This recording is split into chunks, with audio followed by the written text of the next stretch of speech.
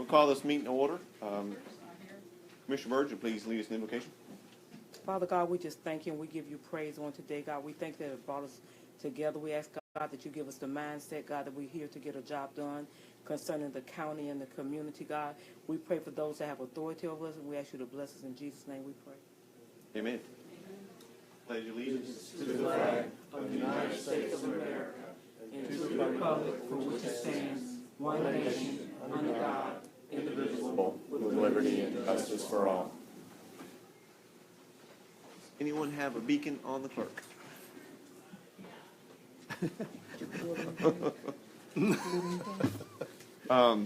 Yeah, we'll go ahead and. Is it turned on? I don't want to have to start over. Okay. But I mean, it's recording though, y'all definitely? Yeah, it's on. Okay. Hope it is. Like the mics are on doesn't mean the tape recorder's on. Okay.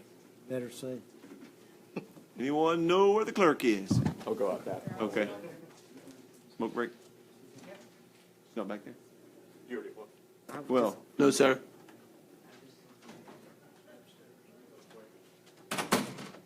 And Miss hey, Pasadoma with our county. how are y'all?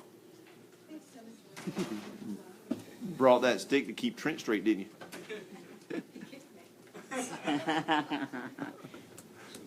How are y'all? Welcome. We just said the pledge. Would y'all like to do the roll call?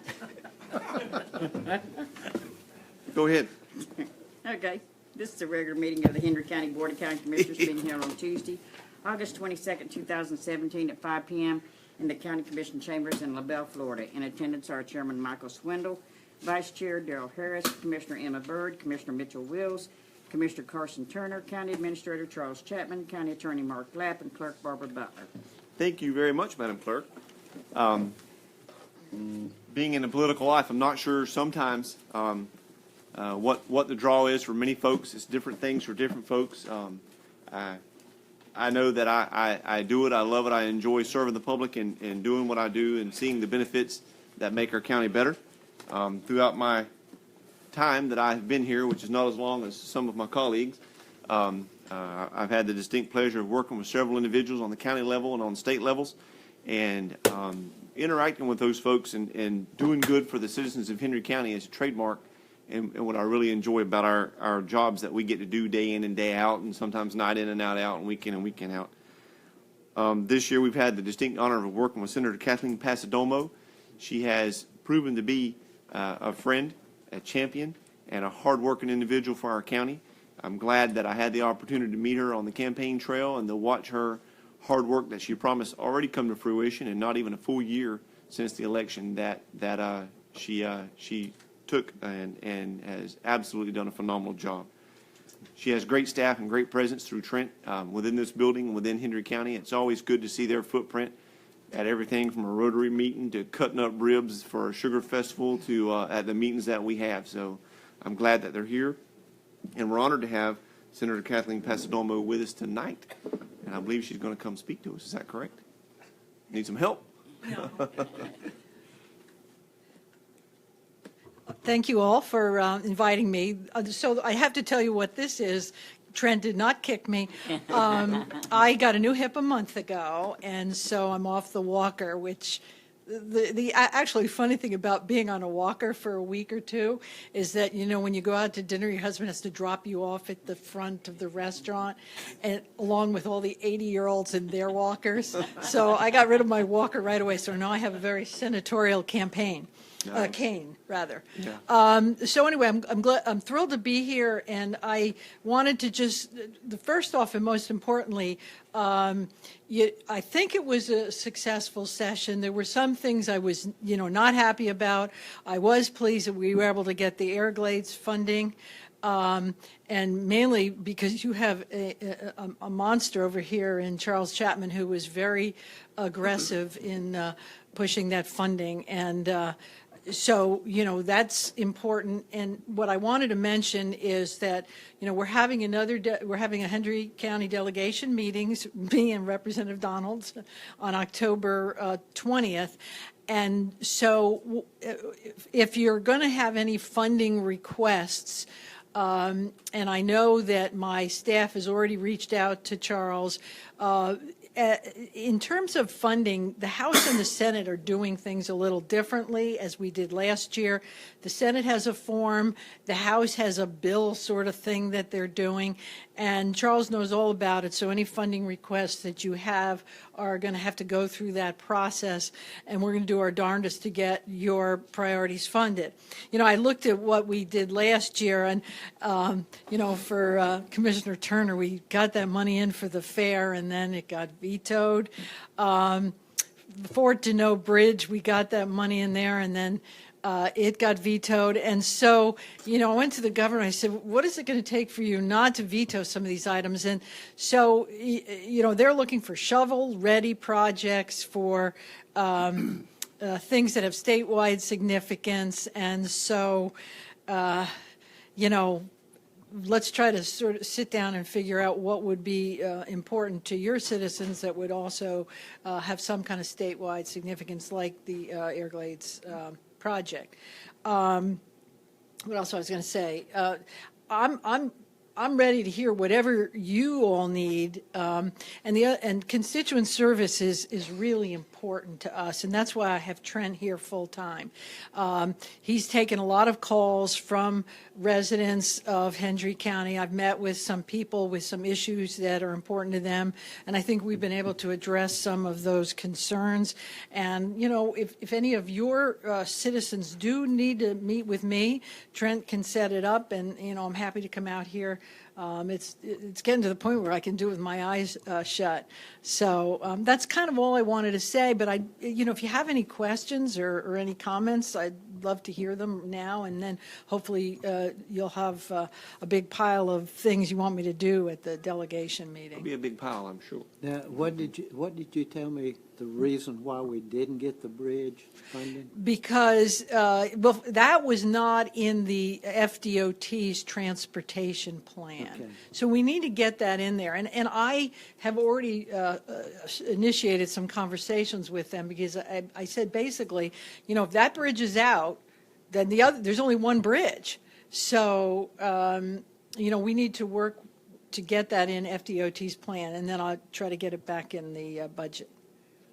Sure. Yes, sir. Senator, first off, thank you so much for attending, and thank you for the hospitality that you showed us up in Tallahassee. It was really nice how you took us around and got us in front of people and made those meetings occur. We really appreciate that. On the Fort Deneau Bridge, I don't know if you know it, but in my other life, we work on bridges. I would love to give some solid data of what the city of Fort Lauderdale did with their 11th Avenue Bridge, and ironically enough, that bridge was donated to us from the city of Fort Lauderdale. I want to say back in the 40s, but it may have been later than that, whenever FDOT replaced their bridge the first time. Oh, gee. And we have since, Quality Electric has since helped on the electrical side. Quinn Construction did the 11th Avenue Bridge, and we were the subcontractor underneath them with three other companies. I say all of that to say that was about $11 to $14 million project. The footprint is very similar, except there are more high-rise / expensive buildings that are closer. So we had to keep that within the boundaries there, you know, going back with the existing footprint. I think this is a conversation that we need to move up the ladder in the FDOT District 1 office. And then if we need to go to Central, we need to do that in Tallahassee. And I think that we need to start having that conversation now. But I also need to be careful, because I don't want to conflict out and look as if I'm trying to gain my personal company business here. So this is kind of one of those ones where I want to let y'all be the lead on it. But Fort Deneau Bridge is one of those bridges where $1 million, I mean, I could give you 15 different things that we could spend $1 million on Fort Deneau Bridge. And I mean, it literally is just the tip of the iceberg. And as you well know, an iceberg has a tremendous amount of its being underneath the water. So I think that we need to start looking at that being a higher on the food chain ask. You know, it needs to be in that $15 to $25 million range with PD&E, and going right along the lines of what we were talking about with infrastructure for Everglades, and how we've kind of set that out with hiring up Tetra Tech, Charles, and them giving us a formidable plan of, you know, we're going to do PD&E in this first year, and then a scoping of where we're going to go, and then how we actually would put pipe in the ground on that force main moving out to Everglades. Sure. I am anxiously awaiting to have the conversations with the governor's staff, if we are so inclined and afforded that opportunity, to show him how the Hendry County Fair and Livestock Show is a facility of regional impact. You witnessed it one night. I did. That is something that we did. can just grow that footprint. And, you know, it's one of those things, and I've had this conversation with Governor Scott. I think it was right outside of your office, Ms. Butler, where we had that conversation with him face to face, and it's been about 3 years now, where it's just an economy to scale. And he was telling us how, you know, I know you guys don't like to hear this, but there's only X number of you, and we have to look at where we divide our very finite resources and where they're going. And he was giving me that example because they had just funded the city of Sarasota or Sarasota County's rowing complex. And I mean, it was like a $25 million, you know, to finish that project. But they immediately said that if they just got the World Rowing Championships on that 1 year, it would justify that like 5 times over. And he's always wanting a 5-to-1 return. And I agree with that. I'm a big fiscal conservative. But I need to help sell that project because I think that it's not a burning of cash. Yeah, I think, if I may, we definitely would need to have a conversation about it, talk to the governor's office. I would put it in as a budget request. Yes, ma'am. But I don't think you'd want to pursue it to a final conclusion of getting in the budget if you know the governor's going to veto it. Absolutely. Because there may be, you know, to the detriment of other Hendry County exactly projects. right. Yes, So, ma'am. so this is, you know, last year was sort of a test year for me. Now I kind of know where the wind blows and where the lines are drawn.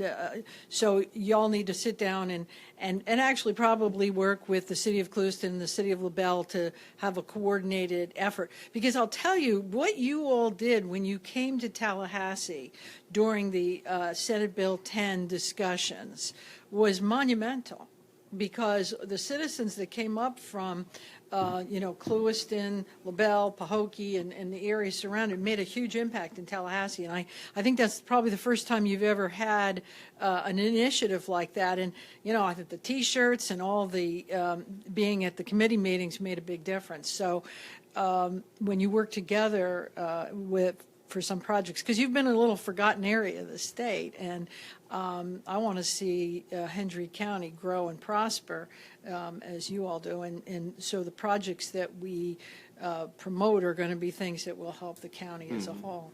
Y'all, just so you know, I haven't talked to Senator Pasadoma in quite some time, but I think you just heard our representative in the state that represents 1 of 40. I mean, she has a tremendous amount of influence over conversations as it relates to the state of Florida. And I'm not trying to synopsis what she said, but we have to have a more coordinated effort. And I think that we do ourselves a detriment when we go up there with a $50,000 ask from the city of LaBelle for the Captain Henry House, and a $100,000 ask for this, and $1 million for the city of Clewiston's police, and then we got $6 to $12 million worth of asks ourselves. I think that, you know, I don't know, I hate the concept of putting things in a hat, but I just think that it needs to be a more, you know, galvanized approach to what is the one ask as it relates to Hendry County, City of LaBelle, City of Clewiston overall. What do we all agree is that number one thing that we want to give you all the impetus is, this is our number one request. Can you help us get this through? Because that carries a lot of weight in Tallahassee whenever they're doing that. And I think they can do 2 or 3 projects a year, but if it's popcorn, then it's kind of like we're fighting over table scraps, so to speak. And I don't mean to make it meaningless, but you know, I heard what you said, and I think that we've got to get on the same page with that. And that's on us, y'all. That's on us and on the city's commissions. That needs to happen sooner rather than later. Yes, sir. If you ask for too many, then you probably don't get in. And if you don't ask for the right ones, We just water down our effort. That's it. It's That's the it. luck of the draw. You know, there was very, you know, when because of some of the funding allocations, things got funded because there weren't too many projects asking for those certain pots of money. And so we need to be strategic about where we're looking and where the allocations are going to be. So, I mean, I'll work with you and, you know, with Charles, because he gets it, and whatever I can do to help, I'm here. It I'll needs be to here a anytime. priority. Needs to be a priority. And if it's a priority on recreation or it's a priority on infrastructure, and I think all of our priorities need to be revolving around infrastructure and what is it going to do to actually help our ability to turn a dollar for ourselves. That's right. The whole county. How hard would that be to coordinate that, Charles? It's not going to be hard. It's been horrible. It's been impossible. Well, No, I mean, we're not to asking make him the to do too much. ask. That's got to be on us, guys. They're going to ignore him when he asks the city of Clewiston or City of LaBelle to come together. I have no problem making the ask, but the brevity and the weight of the ask is a tad bit cheapened coming just from me. So if you have that relationship with your respective city council people and the school board, please have them just, I'm asking Right. one, maybe That needs to two. be the fourth cog of that wheel. Absolutely, and I'm not trying to water down anyone's efforts. I'm not trying to make us supersede anything. I'm just trying to listen to what the senator who has, the ear of everything that's going on Oh, and you- telling us, give us a singular front that I want to go out on your behalf for. I think that it's a good idea. Piggyback all you saying is that we need to prioritize as a county and not as an individual. Yes, ma'am. Or not as a district, If we don't do that, we lose. Yeah. It's just that simple, we lose. And I did want to mention one thing that doesn't really affect, Amendment 1, which was the homestead exemption, that's different from the Amendment 2, which is making the additional exemption permit. That Amendment 1 is a problematic bill, and it exempts fiscally constrained counties, so you all would not be impacted by Amendment 1 as a county, but it did not, and I asked that on the floor when we voted on that bill, and I got a commitment from that bill sponsor. It didn't exempt fiscally constrained cities. So it will negatively impact the city of Clewiston and the city of LaBelle. So Senator Grimsley and I are working on some legislation to help with fiscally constrained cities, because it's not just Clewiston, it's LaBelle, it's Fort Meade, it's all those little Every one of them through the center of the state. through the center of the state that got decimated by I-75, and now this is just going to be another kick because a lot of their properties fit right within that exemption dollar figure. So stay tuned for that. I don't know where that's going to go, but I think it's something we really need to You'd think address. as a county, it'd be the city too. Well, under Florida law, there is a definition of a fiscally constrained county, and and obviously Hendry fits in there, Glades, Gilchrist, there are a whole bunch of them, it's all the interior counties. But they never really define fiscally constrained cities in those counties. So we're going to have to kind of massage that a little bit, and we're working on that right now, and we'll see how that ends up, because it could be fiscally negatively impactful on LaBelle and Clewiston. I don't see how it can't be. No, yeah. Are there any questions? Any No, but in comments? speaking of that, when the senator said earlier, the numbers is what really made an impact. You made the statement that the numbers there are the T-shirts, and the fact is, if we come into unity as a body for Hendry County, when you bring the cities, you bring the school board, you bring the county into one envelope, exactly what she said is going to be our strong point. We're going to have the numbers there, all after trying for the same thing to improve Hendry County rather than this city, that city. It's going to be a Hendry County situation. So I believe that that's right on point where we really need to focus on that, and I believe that now is the time as well. Thank you. Anything else? We take a picture? I want to. Take a picture. Yeah, I do too. That's cool. I'll You stand I'll right there in front of Twitter the it center or wall, whatever stand they behind call it. it. How about that? No, tweet it.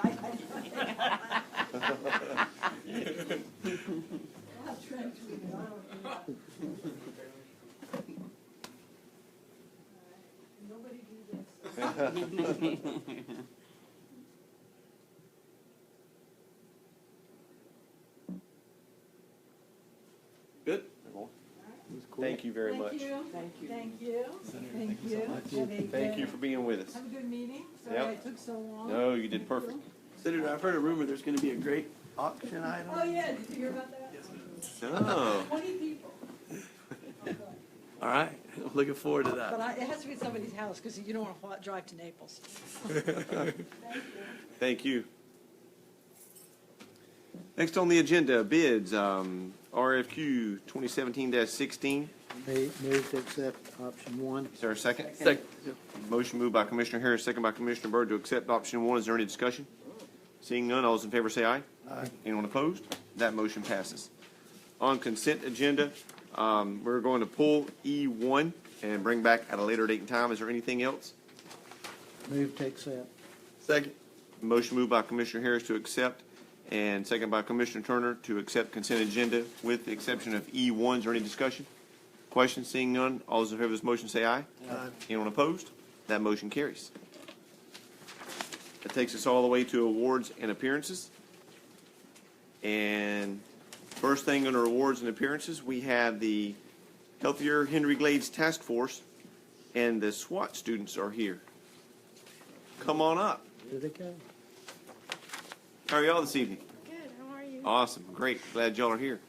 What do you have for us? A cross run. All right. You want to make a speech?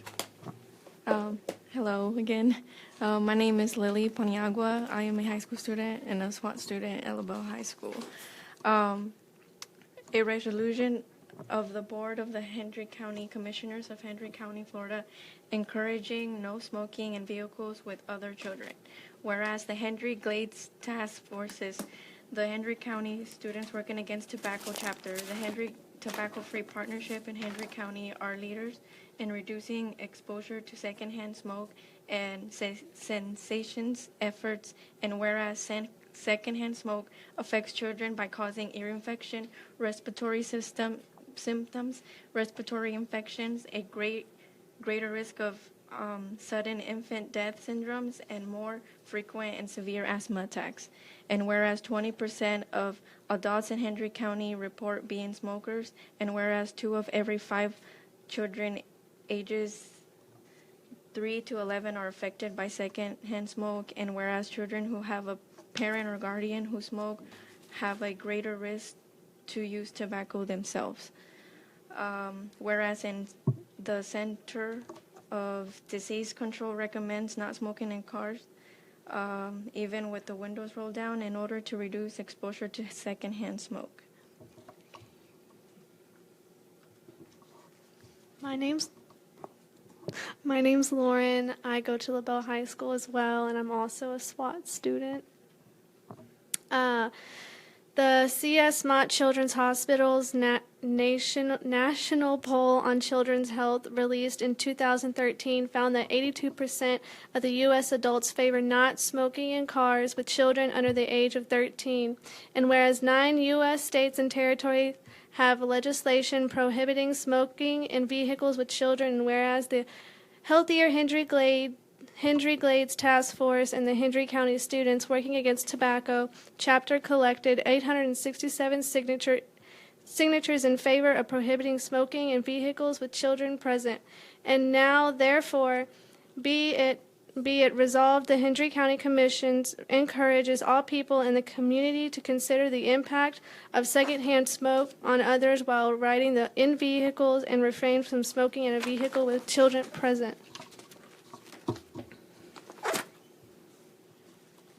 You gonna introduce yourself, dear? Hi, my name is Kamari Turner. I'm a SWAT student at Clueston Middle School. What was your name? I'm sorry. Kamari Turner. Kamari. Okay. Nice. Thank you all so much. Y'all did a great job. Y'all have any questions? Or I certainly commend you on your hard work. It's tough to take a stand today, and with peer pressure and everything, and the leadership it takes to get here and do what you're doing is phenomenal. So thank you very much. You want to take a picture? Yes. Absolutely.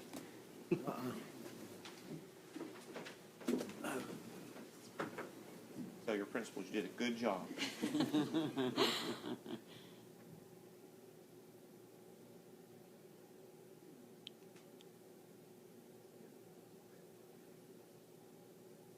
Thank you. Got it. Thank y'all very much. Lee, Lauren, and was it, how did you pronounce your name again? Kamari. Got it. Kamari. Very good. Thank you, ladies. Thank you. I make a motion to approve said resolution. Is there a second? Second. We have a motion from Commissioner Turner, second by Commissioner Harris, to approve the resolution. Is there any discussion from the board? Seeing none, all those in favor say aye. Aye. Anyone opposed? That motion carries. Thank you very much. Next on the agenda, I don't know if everyone has a correct agenda or not, but under awards, appearances, and presentation, we have from AECOM, Mr. Marty Pete, and he's going to give us some information on the 2980 Cowboy Way FDOT update. Yes, good evening. Thank you, Mr. Chair, Commissioners. Again, my name is Marty Pete. I'm with AECOM. We're the consulting firm with DOT District 1, and I'm the project manager. What I'd like to do is go through the history of the State Road 29 LaBelle PD&E project that we've been working on. We recently had a public hearing, so Because of the time that this project has taken for various reasons, I just want to refresh everyone's memory of where we've been and how we got to the decision that we've gotten to. So that was basically the agenda. When we started, this project went from Cowboy Way all the way up to US 27, about an 18-mile long project. Currently, it's a 2-lane road. It's part of the state DOT's SIS system, the Strategic Intermodal System. And it's an urban and rural facility, urban in the LaBelle area, and then rural when you get into Glades County. When we started, one of the first things we did is we really engaged the community. One of the first things that we did is we sat in on the downtown LaBelle visioning workshop in that meeting process when the city got the grant through the tourism board to try to work with the city on what they wanted this project to be able to integrate into their vision. We've had numerous corridor workshops and alternatives. Many times I've been to the city council, I've been to this board, I've been to the Glades County board. Also, we've been in the community. We've been to 4 Swamp Cabbage festivals, the Cholanika festival up in Glades County. The 8-year-old girl here on the mechanical bull is my daughter, and she started college yesterday.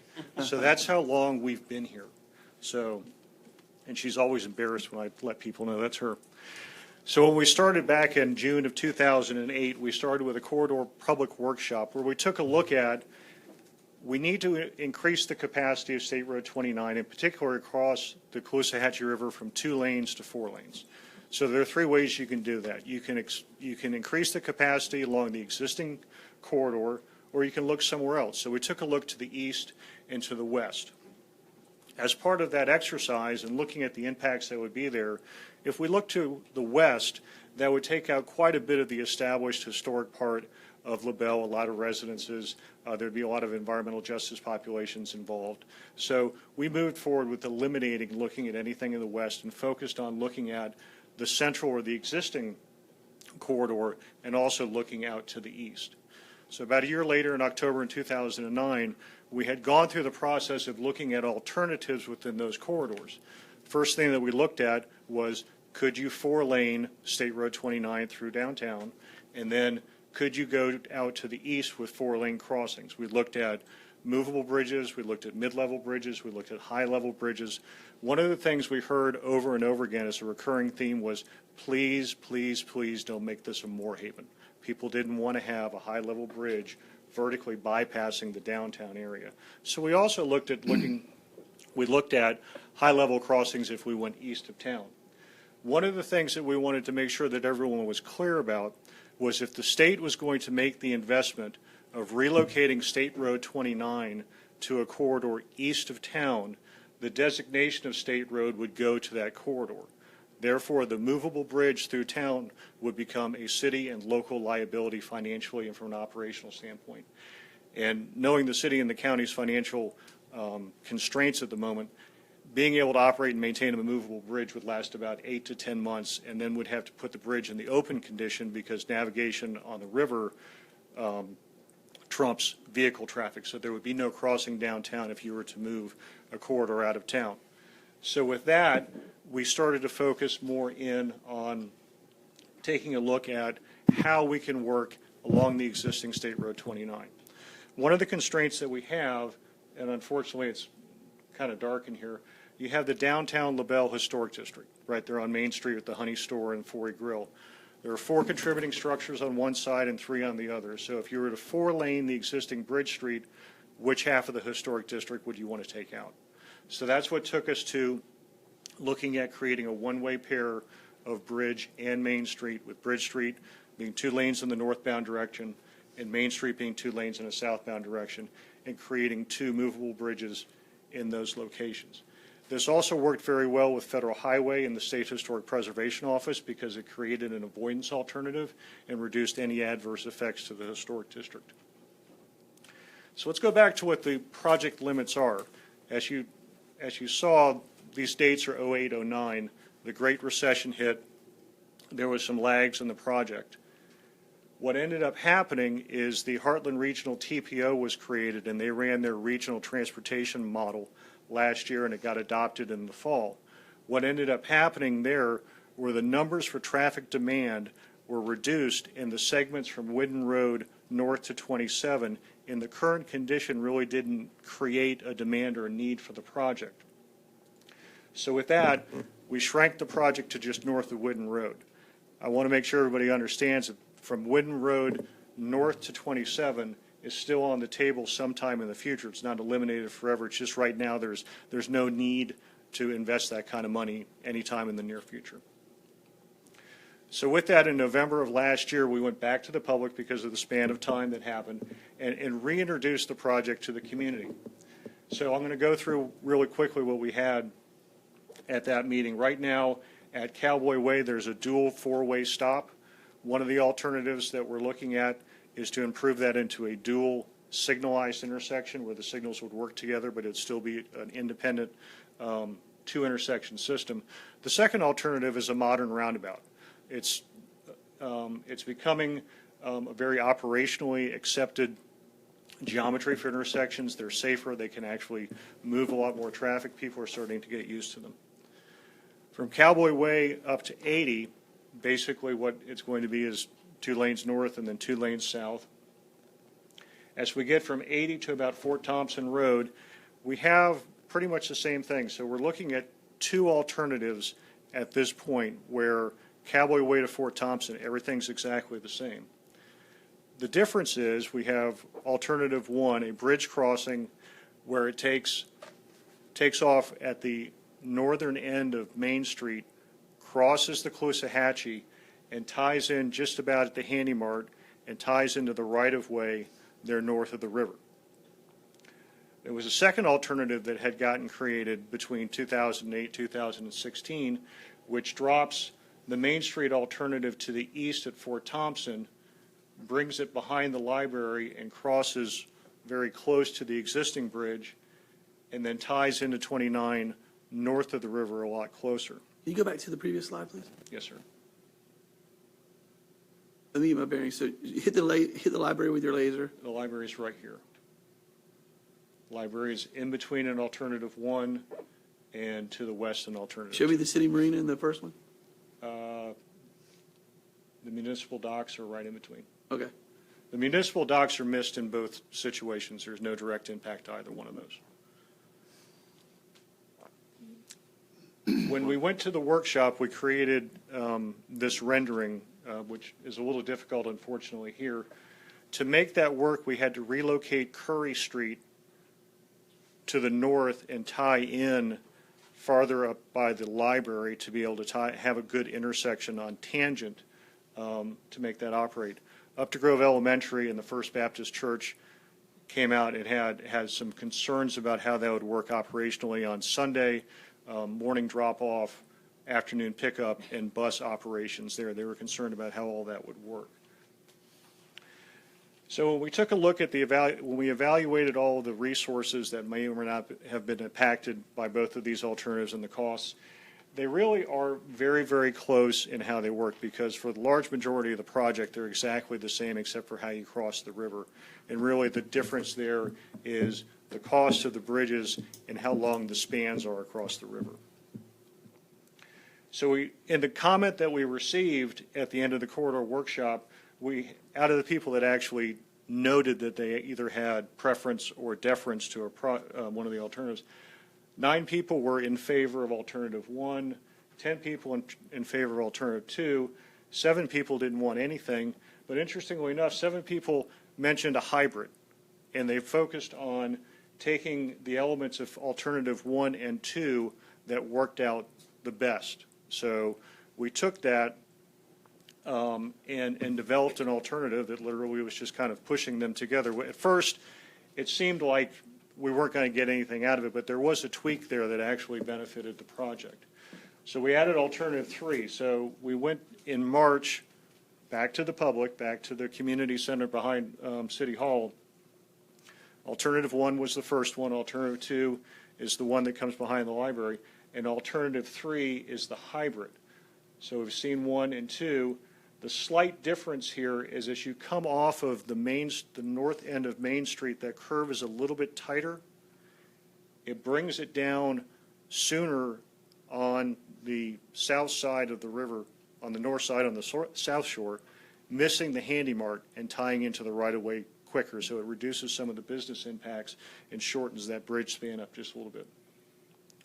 Again, the evaluation matrix that we put together, we included the cost of the intersection versus the roundabout. As you see, the span goes from 114 million to 129 million. It's really close as far as the costs go and the impacts. One of the things that I want to point out is that the city of LaBelle was concerned about the fact that alternative 2 in coming behind the library directly affected 5 taxable parcels in their downtown area that would be removed from the tax rolls with this project. So they had concern about how that would affect their fiscal viability. So again, we asked the public, ranking these alternatives 1, 2, 3, and 4, 1 being your most preferred and 4 being your least preferred, how you would rank it.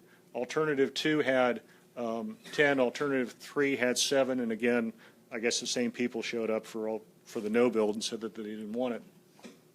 And then as far as the intersections at Cowboy Way, 15 were in favor of the roundabout and 13 for the signalized intersection.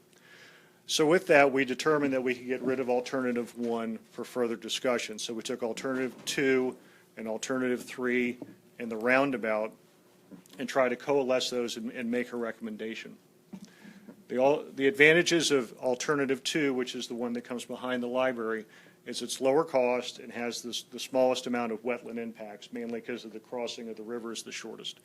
The disadvantages is it removes 5 taxable parcels from downtown and it has operational concerns with the Baptist Church and Updegrove Elementary School. This is a rendering, and for the people in the audience, these are available online on the project website, so all the information at these meetings, you can click on it and you'd be able to see these a little bit better. This is a rendering of what alternative 2 would look like from the back window of the library. So the new span is what you see there on the right, and the existing span would be behind it, and that's why you can't see it. The bridge house, are we seeing the bridge house on the existing? That would be, the way this would be constructed, there'd be a center tender Okay. house that would operate both ways. Gotcha. In that one. Oops. So interestingly enough, the advantages and disadvantages flip on alternative 3. The advantages are you don't have the operational disruption to the Baptist Church and to Updegrove, and you don't remove the parcels from the downtown tax rolls, but there's a slightly higher cost and you have a little bit more wetland impact.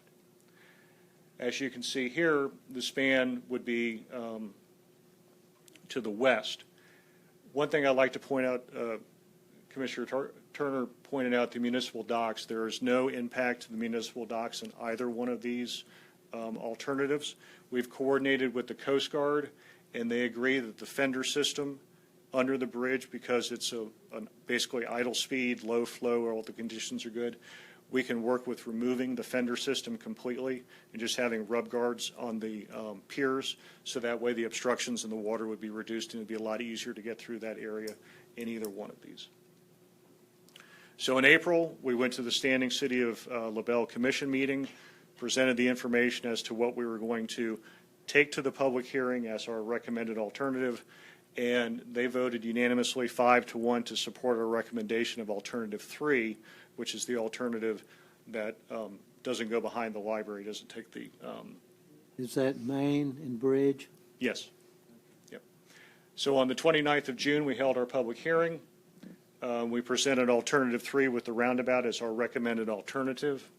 Very quickly, the typical sections, not to bore everyone with the engineering of it, but from State Road 80 to the river on Bridge Street, since it's a 3-lane section now, it's got the center turn lane.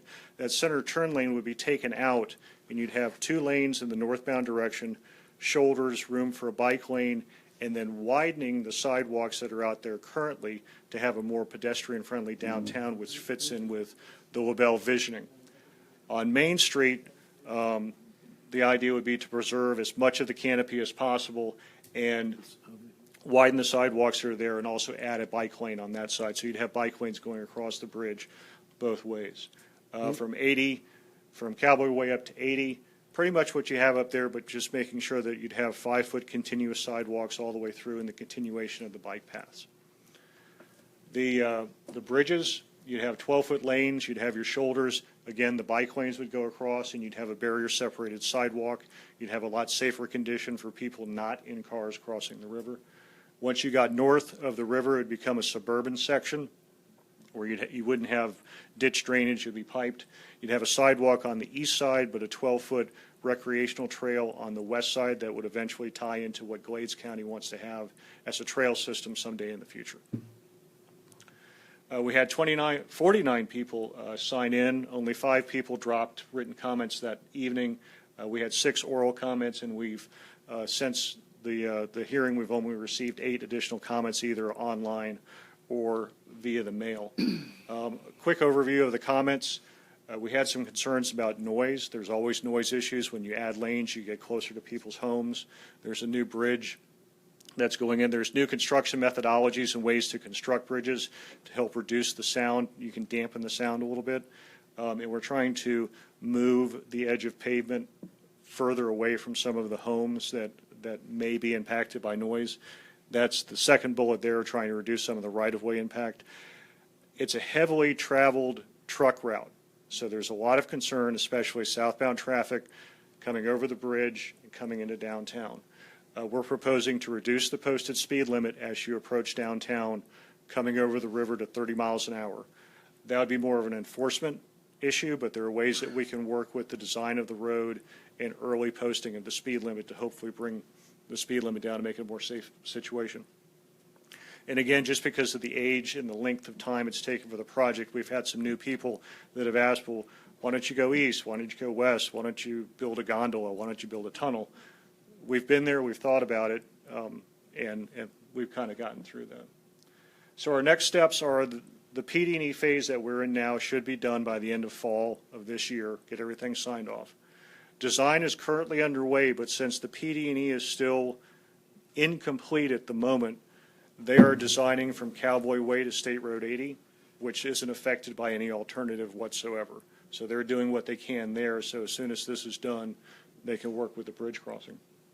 Fiscal year 2022, right-of-way is funded, and the state is currently looking for construction money to move forward with that.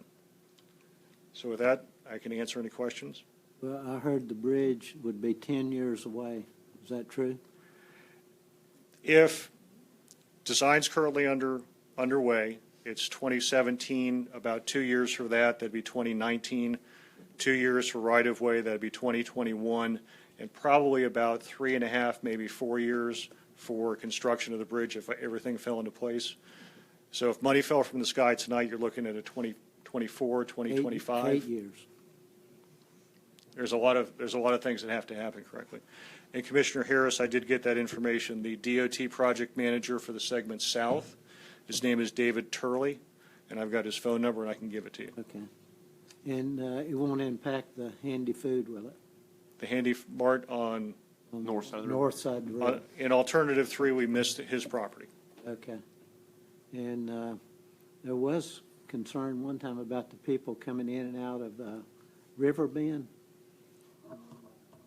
Is the one-way coming, which way is the Bridge Street going? Main Street is southbound, Okay. so Bridge Street would be northbound. This would be northbound. Mm-hmm. Okay. So to come out of River Bend, how are they going to get back? Go up and do a U-E or something? Riverbend is that first street north of the river on the east side. Let me get back to it. Because they have trouble right now getting out of there. Okay. This, we've got to use our imagination for a second because this is alternative 1. Riverbend is right here. Okay. Close? There is currently a median opening now for a left-hand turn. So if you're here and you want to get south, you would have to come here, look to your left. You'd have a very wide or very long area here in the median that you could wait and then make a left-hand turn southbound. So you're not crossing 4 lanes of two-way traffic all at once. You're doing 2 lanes at a time. Might be easier for them to get out of that road. It may or may not be easier. It'll be up to the individual. So you're crossing 2 lanes of traffic that are heading northbound, Northbound. Right. merging into southbound traffic. Right. Right. Do you know a red light though?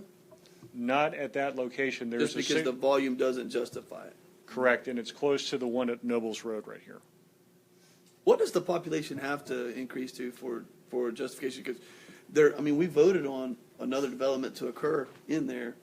What is the threshold? Just There's a process that the DOT has. It's called a signal warrant report, and I'm not a traffic engineer, but I can get that information for is that you. the same report that they apply whenever they're wanting to say we have to have a noise dampening wall? You know, like you're on a highway, I-75 is coming through your backyard, and there's 10,000 homes or 2 homes. They're not going to put a noise pollution barrier up for 2 homes, but they might for X. The signal warrant and the noise abatement are Little bit. similar Okay. in concept, but I'll get you that information. Thank you. Do y'all have any? Do y'all have any concerns that you don't like alternative 3? My biggest concern is a roundabout. I have issues with a roundabout. I love them. You don't like them? No, not here I don't. Really? Why? Well, what's the concern? We have enough problems getting people to implement a 4-way stop now. That's the beauty of a roundabout. You never have to stop, Commissioner Wills. Who's the most aggressive? Just plows through it, baby. Well, the record business will go up, and so will the sheriff's business. So he's For going to about need a a raise year. next year. Keep in mind, he's For going to about need a more year. money because he's going to have a cop sitting down there all the time to make sure people get through this daggone roundabout. They just got to yield. And then, when you get all the traffic during the year with all the semis coming from Immokalee coming through, because the traffic is going to increase when you make it more available to go north and south on 29, it is going to increase. Yeah. So when you have 12 when they semis increase- coming through there and you got a roundabout and nobody can figure out how to get through the roundabout, now we got people that's going to be calling me and Mr. Harris. Why did you put a roundabout in down there? Because you knew they couldn't get through a 4-way stop, but you put a roundabout in down Down the there. city did it. Yeah. I mean, it doesn't make sense. No, I don't mean Mr. Harris. You know they're going to call you because I'm going to tell them to call you. Actually, it was the DOT's decision. My The point city is just that waited and it's going to, there's issues there. My personal would be, hey, I like the red lights. Perfect. Everybody understands red, yellow, and green. Now, they don't stop all the time. Myself, it's pink, so I speed up a little. Hopefully the sheriff left. It has been shown that operationally it is a lot safer. It reduces the rear end collisions and also Sure. T-boning. What So- about your trucks? What's that? Trucks. Your brakes semi-trucks. better work. Actually, Because they win. the new roundabout is designed for the 62-foot wheelbase of the new trucks. It's the design vehicle that comes through at 30 miles an hour. Actually, that's the design speed. It would be posted at lower than that. The DOT, and I'm having a brain freeze at the moment, there's a trucking company in Lee County that has a facility that right outside their front door, the DOT put a roundabout, and they were all up in arms, oh, it'll never work, it'll never work. After a month, he went out and made his own video singing the praises of how the truckers like the roundabout because it's easier for them to navigate than the signal was. Well, I understand that. You said there's a 62-foot recommended space there. How many trucks can you accommodate at one period of time? Well, I mean, in the design you have there, what I'm asking is, it looks like you have a runoff area to get to the roundabout, correct? Where's that actually going to separate? When you're starting the roundabout's a cowboy, where's that separation starting? How much of a runoff do you have there? Take your arrow back, please, sir. Right there. Come back. That looks like your separation is starting here. So how much area do we have there? How many trucks can we accommodate in that area at one time? From here to here? No, sir, from the start off. Right now, you have a little finger there that dots off now, and when you get 3 trucks in there, you're backed up outside into 29. So what I'm asking is, right now, what you're saying is the project's going to stop there, isn't that correct? This project stops here. There's another project that's south of here, and then a third project that's through Immokalee. Well, when will those projects take effect? Actually, the project south of us Will is go also, first? is also in design, so it's really who gets the funding first for construction is who turns dirt first. It's also a big roundabout, correct? Yes, there's a roundabout at the south end It's of the one there. down Which south where the one? 82 comes in, right? Which Well, one you seems need to be something there. safer though? Which one is safer, the lights or the roundabout? The roundabout statistically is safer because it reduces rear end and T-bone accidents. Now, as far as your queuing issue with the Not truck, everyone. Your statistics are going to change. your queuing question about the trucks, Right. I'm not sure. I'd be guessing at that, but theoretically, everyone's moving, so you're not going to have a complete stop situation. It's free flow through it. You just are slowing down instead of stopping and waiting and then going and then stopping and Yes, sir. waiting. I understand, and I get the concept, I really do. I'm not saying, hey, I hate the idea. Yes, I've been through many roundabouts. I understand how to Not not everyone everybody does, and if we can't understands. get a four-way stop done, now. Understood. But you know what? They'll accommodate to it. They'll accommodate to it. Okay. I can just tell you, I believe that most people that I've talked to that's in my district down that area is going to tell you that, and I believe now that we have the way for the people to be more involved, they have live stream. Most people wouldn't, at the Civic Center, they probably wouldn't go, they didn't understand what it's all about, but now that we have live stream, you may be getting hits right now about the roundabout, I would almost bet you are. So we're going to get more feedback on that, I believe, as a commission, so we have time to look at that. I'm not against the roundabout, I just don't believe it's operational here. Maybe I'm wrong, I hope I'm wrong, but, so, let's see. Could you, Yes, are you with AECom? yes. Could you all show us modeling? I mean, to Commissioner Wills' major concern here, I don't know if that's something that you all have. I'm sure y'all probably have something in-house that you, Kind of a So- traffic simulation of how it would work. and Yes, have the sir. trucks. We can look into providing that for you. and just to that point, I mean, Mhm. to Commissioner Wills' point, we were told everything was going to be wonderful and warm and fuzzy with the FDOT way station. And then after about 18 people died in 15 minutes, and that's not an exaggeration, is it, Ms. Butler? That was the single most biggest red flag that I've had in 8 years as a commissioner. I mean, people flipped out. And then when you got out there on 27, it was scary. It's nearly one of them. It Yeah. still is. Still Yeah. is, yeah.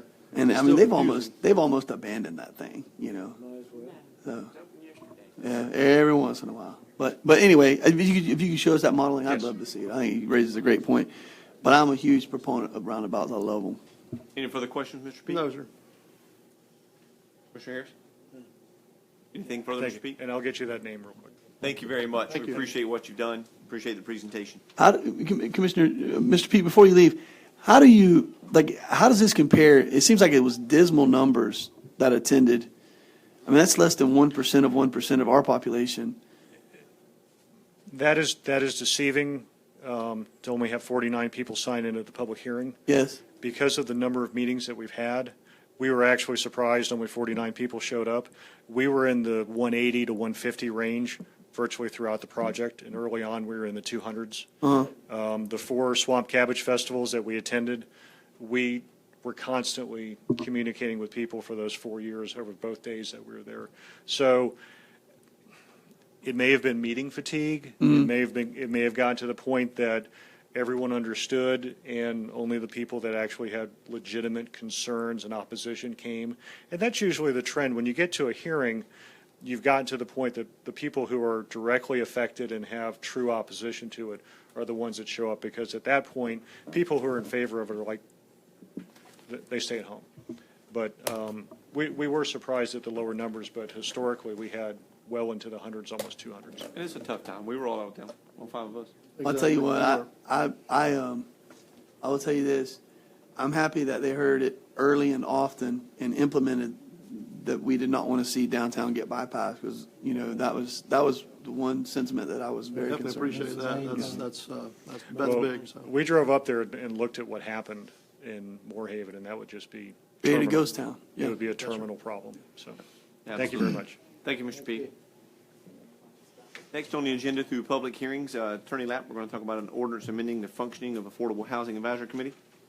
Yes, Mr. Chairman, members of the board, this is kind of a cleanup amendment. The Affordable Housing Advisory Committee hasn't met for many years, but it may need to meet in the future, so the amendment is just to kind of put it on an inactive status. You want to put it on inactive? Well, in essence, It kind of is, but we just want to make it official. not been meeting, but there's language in here that says they shall meet quarterly, which hasn't been happening, and so we're trying. Is it necessary? Well, the state requires it if our SHIP allocation exceeds $350,000, which it does not and has not. And so we could repeal it completely, but then whenever we get that allocation above that, then we have to reconstitute then it we all. better- So I thought, let's keep it on the books, but indicate that they're not meeting till they have to meet. Then we better keep it, just to make sure. Yeah. I recommend we adopt option 1. Is there a second? Second with comment. Okay, motion moved by Commissioner Harris, second by Commissioner Turner. Discussion? What do we have to do to queue this advisory board up and get it meeting? And I'd like to ask that Commissioner Byrd really think about championing this board. and I'll just let you all know, I mean, I'm working with a gentleman in mine and Commissioner Byrd's district. We're trying to allocate a facility so that we can put some people in it and take care of one of the major issues, which is housing, so that we can get them into a certification program that your entity's in charge of, so that we can get them gainfully employed. And this is one of those things, Mr. Chairman, that I want to see us put a little bit of a bullseye on it, because I hear it time and time again, but yet when you offer things up to people for them to rent, they don't necessarily jump on it. I want to find out why. I want to find out what's going on. I want to know what the actual volume is. I've heard from a number of our principals that affordable housing is tough for teachers, but yet I know about homes that are out there that have been offered, and I don't know why, and I don't know how the follow-up is. So I haven't been afforded the opportunity to ask that second, third, and fourth question of, have those teachers landed? Did they find a home that was affordable for them, or did we lose them because there wasn't affordable housing? And so I want to see what's going on here, and I'd love to know what we can do, Mark, because this is one of those advisory boards that I really feel that the rubber can meet the road on. Well, these amendments that we're proposing would still work even if you wanted to have them start meeting sooner rather than later. It would just say they meet as needed. But the thing that needs to happen is some appointments to form it, because there is no committee right now. We So, need 5.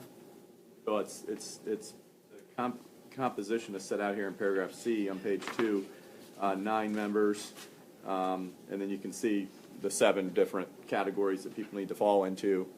So I don't know if you want to charge staff with working on some recommendations, or if you want to come up with recommendations. And even in a few minutes, we're going to talk about our legislative priorities, and housing is one of them. That falls perfectly hand in hand with what you're talking about, Commissioner Turner. If I may? You may. Yes. Commissioners, you might remember, we do have a workshop October 10th, I believe, on affordable housing and such. And at that meeting, or at that workshop, we can take this issue up, or this discussion up, because we're going to be presenting what we're doing today, what's available, not just with housing, but also to remind you of what social services are available to our constituents and our residents. They're not my constituents. And I also want to make sure that this committee isn't in any way overlapping the Housing Commission.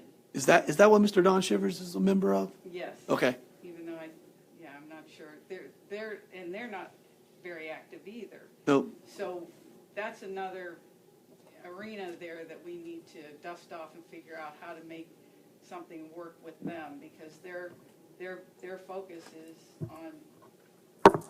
Their focus has been on the Green Tree projects and not much more. So that's something else we have to look at. I mean, they're great, projects, but the point is that's all, and we need more. So. Can you combine them? Well, that's something. Different roles. Yeah. I mean, they run facilities. They actually run facilities. This is just an advisory committee to make recommendations to you on policies. Okay. Right. Well, I'd love to be educated on the Area Housing Commission. Mm-hmm. What your thoughts are, Ms. Embledge, on as it relates, what, kind of how he showed us a slide of what they do and what they don't do, who likes what, who doesn't like what. And then also, whatever happened to the CRAs, the community redevelopment agencies, and or did we ever have one that was countywide? I think those were just city municipality groups, correct? Oh, there's 2, and they're both in the city of Clueston. Right. So here's what I'm driving at. We have CDBG, we have SHIP, we have this, area, all of that. I want to see how that umbrella actually covers and brings services to the front. And then, I chastise us all the time, but what money pots are available for us to actually move on? Because, Ms. Embledge, if we can put 10 people in a house, that's a significant number whenever your total population of unemployed is, maybe 350, 400 people. I just think, I think that we just got to start chipping away at it, And even with doing that, there's programs that we need to make sure come to our county that help them work on their credit and help them get in affordable houses. And if we don't get that, they're not going to get in. We can build the houses, but because of their credit, we need to Right. make sure we, emphasize to help build their credit back up. So by the time we get the infrastructure for the houses, they will be set to get in them, So- Well, and that just brings up a good point of that we do have programs that are like that. They're just not well known enough. And I also would suggest that probably the folks that need it the most would either the timing of them doesn't work for them or they don't know about it. It's just simple as that. The other part of this, as you know, the big deal is finding a builder that's going to come in here and build. Well, okay, hold on. That's what I was going to close my comments with.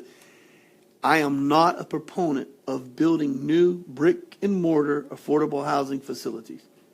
That is potentially detrimental to our community. So until staff can show me in working with the property appraiser's office where that builds our tax rolls, I'm not for that. If you want to retrofit, if you want to go back in, if you want to look at some things, if you want to take some blights and fix them, I'm all about looking at what programs are available.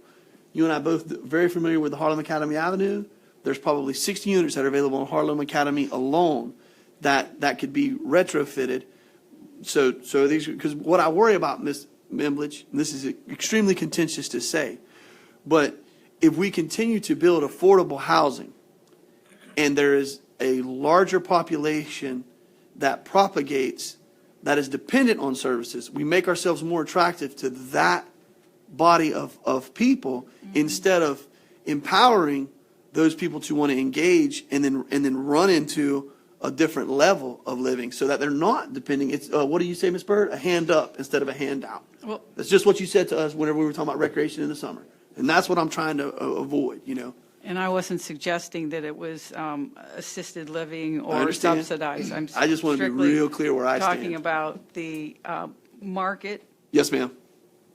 and the right price points. Yep. Great points. And then, and as it relates to where we are going to, reinvest and/or future land use and all of that stuff. So, Right. Well, the one of the many good things about coming to Hendry County is we don't have impact fees, which is a huge advantage for us. Awesome. Thank you. We do have a motion in front of us with a second. And where do we want to go from here? If we pass the motion, can we still hold the meetings? And if we decide to do it, I mean, it's Right, this just really, the biggest thing is going to be finding the bodies to sit in the right. chair. So that's not going to affect, this motion won't affect that one way there. Therefore, we're ready to move forward with the motion. Yep. public hearing. Public hearings, and members of the public wish to address this motion or this issue?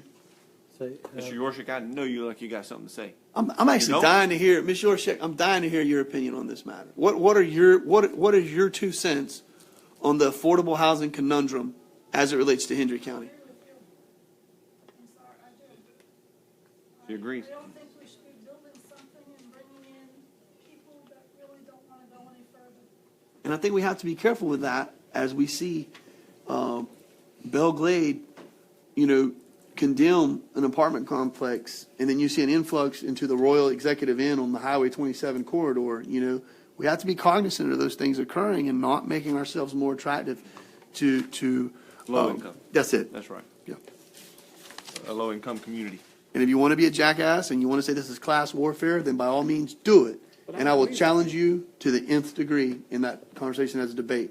And I know, Ms. Bird, you don't think that at all. You have, I've heard you use the phrase hand up a half a dozen times. I've heard you use it once. And I agree with you wholeheartedly. say, Mark, don't you think it's too many, 9 people? It's going to be tough to find a quorum for 9. Yeah, I mean, that you may choose to modify. That was existing language. I didn't prepare that. So, I mean, if you want to knock that down, you could Can you take knock it down to 5? whatever you want. 5 or 7. And I think that we need to, I'm going to tell you all, you're going to think I'm crazy whenever I make this suggestion, but I think this is something that we need to ask this entity to look into, coming to an EDC meeting and being a subcommittee to the EDC.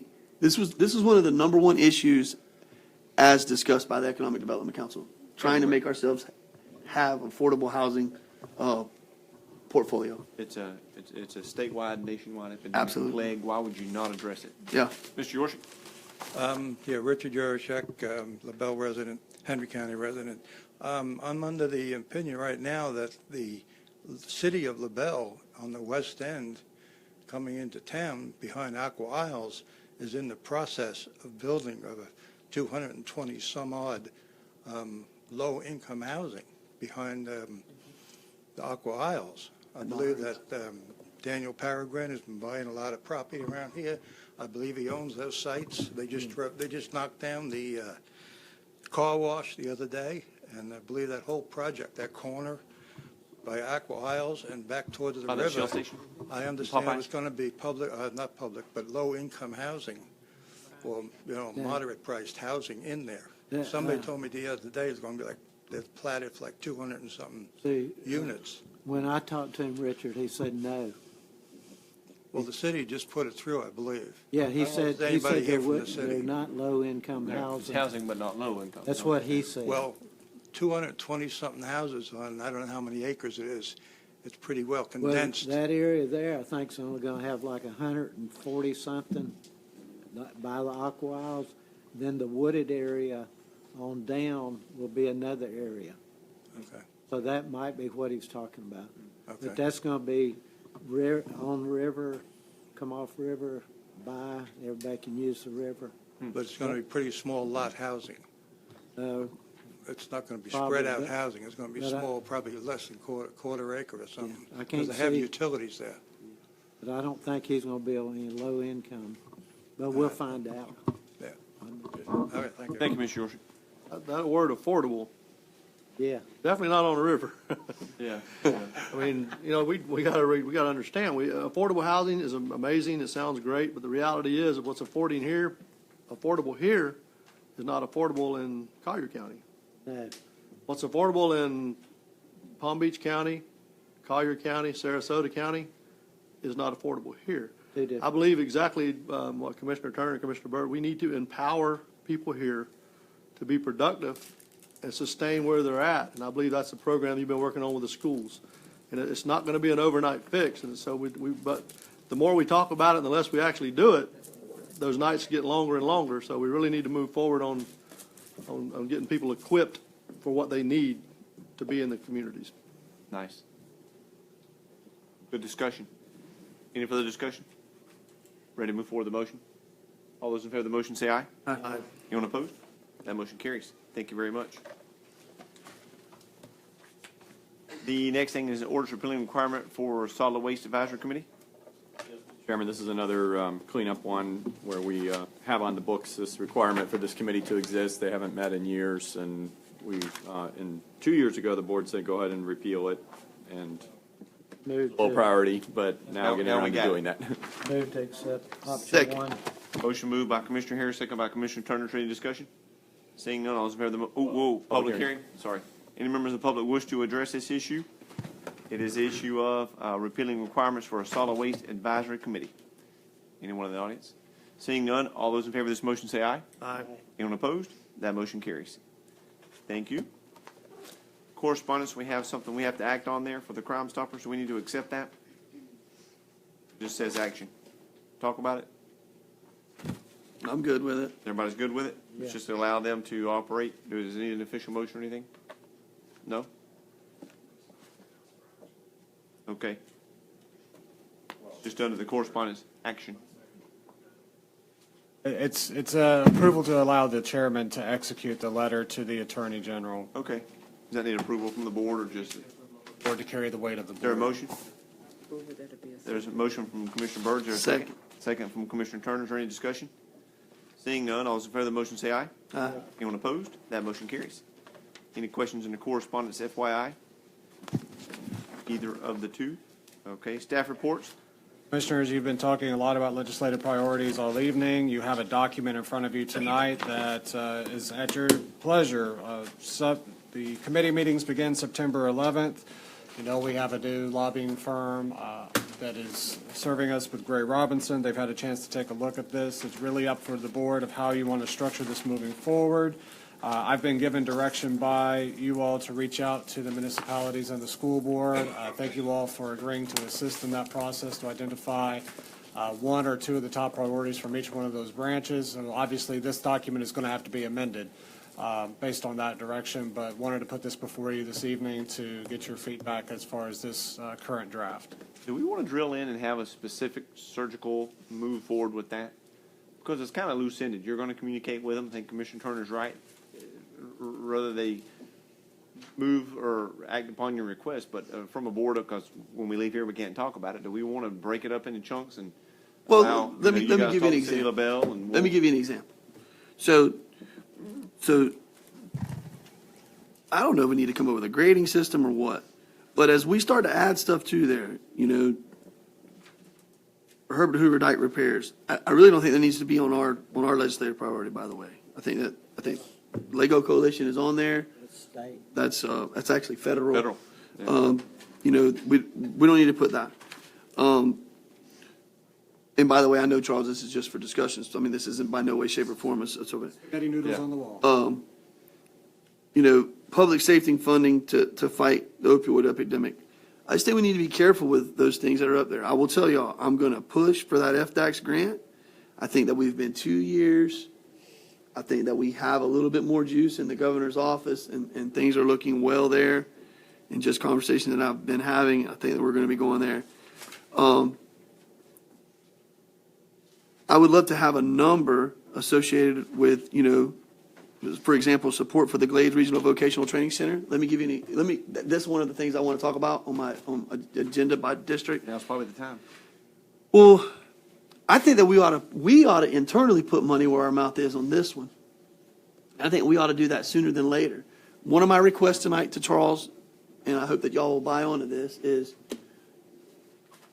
I don't know, Commissioner Swindle or Commissioner Harris, if y'all asked anyone in Tallahassee, but I asked specific legislators to help fund the building of that facility over there in Moorhaven. Because as the crow flies, if we had it up and operational, it doesn't matter if you live in Clewiston, LaBelle, or Moorhaven, you can go and get educated there. And it doesn't matter if you live in Pioneer or Harlem or Felda, it's not that far of a drive. Felda, you're kind of sitting in the catbird seat. In LaBelle, you are, because you can go to iTech in Immokalee or you can go over there. But how many years now has it sat idle? Yes. All of them. And so. It don't look too good. No, and so when you have a legislator saying, "Hey, listen, we gave y'all, we're talking almost $3 million now," and how many people can you look at me in the eye, Commissioner, and say y'all have trained 5 people out of that place on a $3 million investment, and I kind of gotta just eat my piece of sushi and say, water wet. I mean, that's all I can say. I don't have anything to say. So I want us to have a conversation with Glades County BOCC, ask where they are on that. Ask what kind of funding sources they are, what are the pitfalls, and I understand nothing's going to happen with a public meeting. We're not going to get anything done per se, but I just think that we need to start pushing that ball down the field, Commissioner Swindle, because I know that y'all have a great program going in your adult educational situation right now in the entity that you have, and you're trying to add more. But I've heard through the grapevine that they're emulating services that we're offering, and that wasn't what we pitched building that facility on. It was pitched on, we're not going to emulate when we're in close proximity, and we're going to get people trained and ready to go into the workforce and have able-bodied people that are ready to go to work tomorrow and making a living wage, not just a minimum wage. I say all that to say, I want to pull that one at all in any way, shape, or form, because I don't want to go back to Tallahassee with egg on my face, because if a legislator's savvy, they're going to be offended that we're asking for more there, Commissioner. And I think that internally we need to try to skin this cat before we go up there and ask for something. The words were very clear. What Pastor almost said. Yeah. And just be a shovel-ready, yeah, regional help the citizens approach. That's it. Funding for the training center. That's as open and broad as you can get. Ms. Pigman left, but the 4 corners I wanted to kind of ask. I think that I don't understand why that doesn't get more traction than what it does. I think that it needs to stay up there. That's a 35-year deal. Yeah. And so I don't know. They might as well just scratch it all together.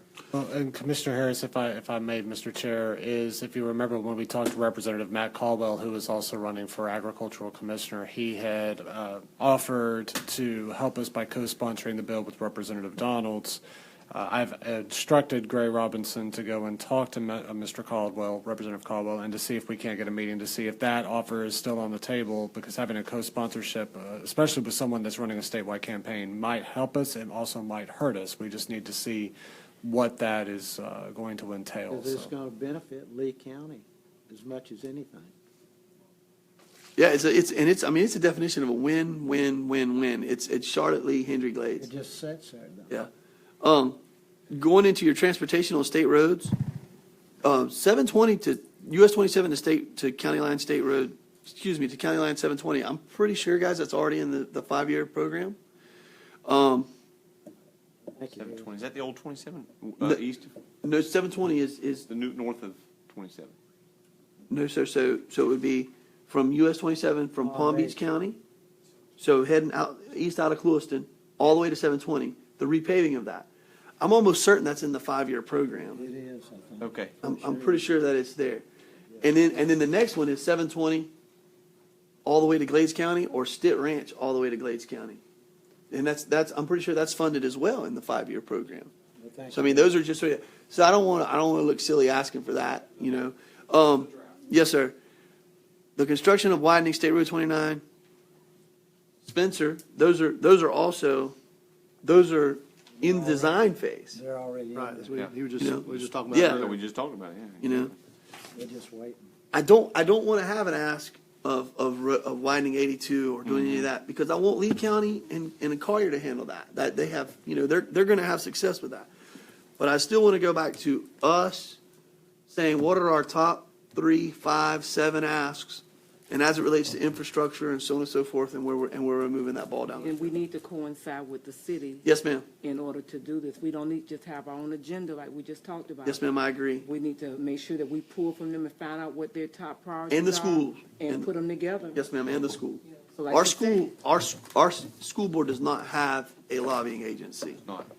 And, you know, I'm not saying that we're asking for one lobbying agency to do double duty, but we all know that they can add a priority to that list very easily. We on the same boat, we can ride together. Absolutely. So, The wastewater for Everglades, is there anything else for Everglades that would come in that category?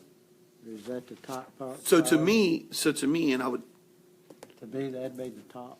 to me, I'm hesitant to say this, but the funding that we got from the state of Florida this year Charles, speak to it, if you would, please. The $1 million that Senator Pasadomo had referenced that was included within Senate Bill 10, that $1 million is directly tied to planning, design, and engineering as it's related to the perishable cargo facility. It is not related to the wastewater treatment area. It is not related to the force main. It is not related to any other activities that we have currently undertaken to date. It is for planning, design, and engineering of the perishable complex. So that contract has not yet been delivered. We don't know the fine points of what the scope the state would be putting onto it. But it's really kind of came out of the budget dust, if you will, of the last throes of Senate Bill 10. So until I get that joint participation agreement from DOT, I'm really hesitant to drill down on fine points. But I do know this, is that it's not for anything that we have been working on up to date. And I want to add that I think we need to look at our ask of wastewater infrastructure on US 2080.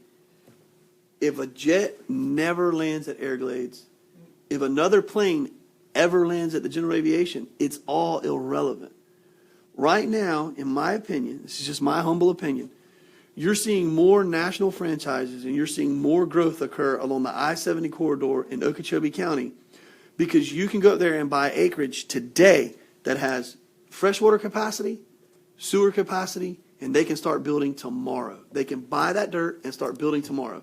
You cannot do that anywhere in the city of Clewiston, and you definitely can't do it west of the city of Clewiston.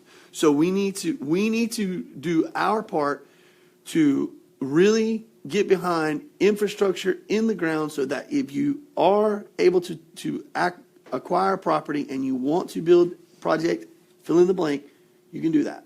And I think that that's where I've asked Charles that we don't even call it the Everglades force main anymore, you know, so that's why you see that wastewater infrastructure. It's just going to be along Highway 2780 corridor.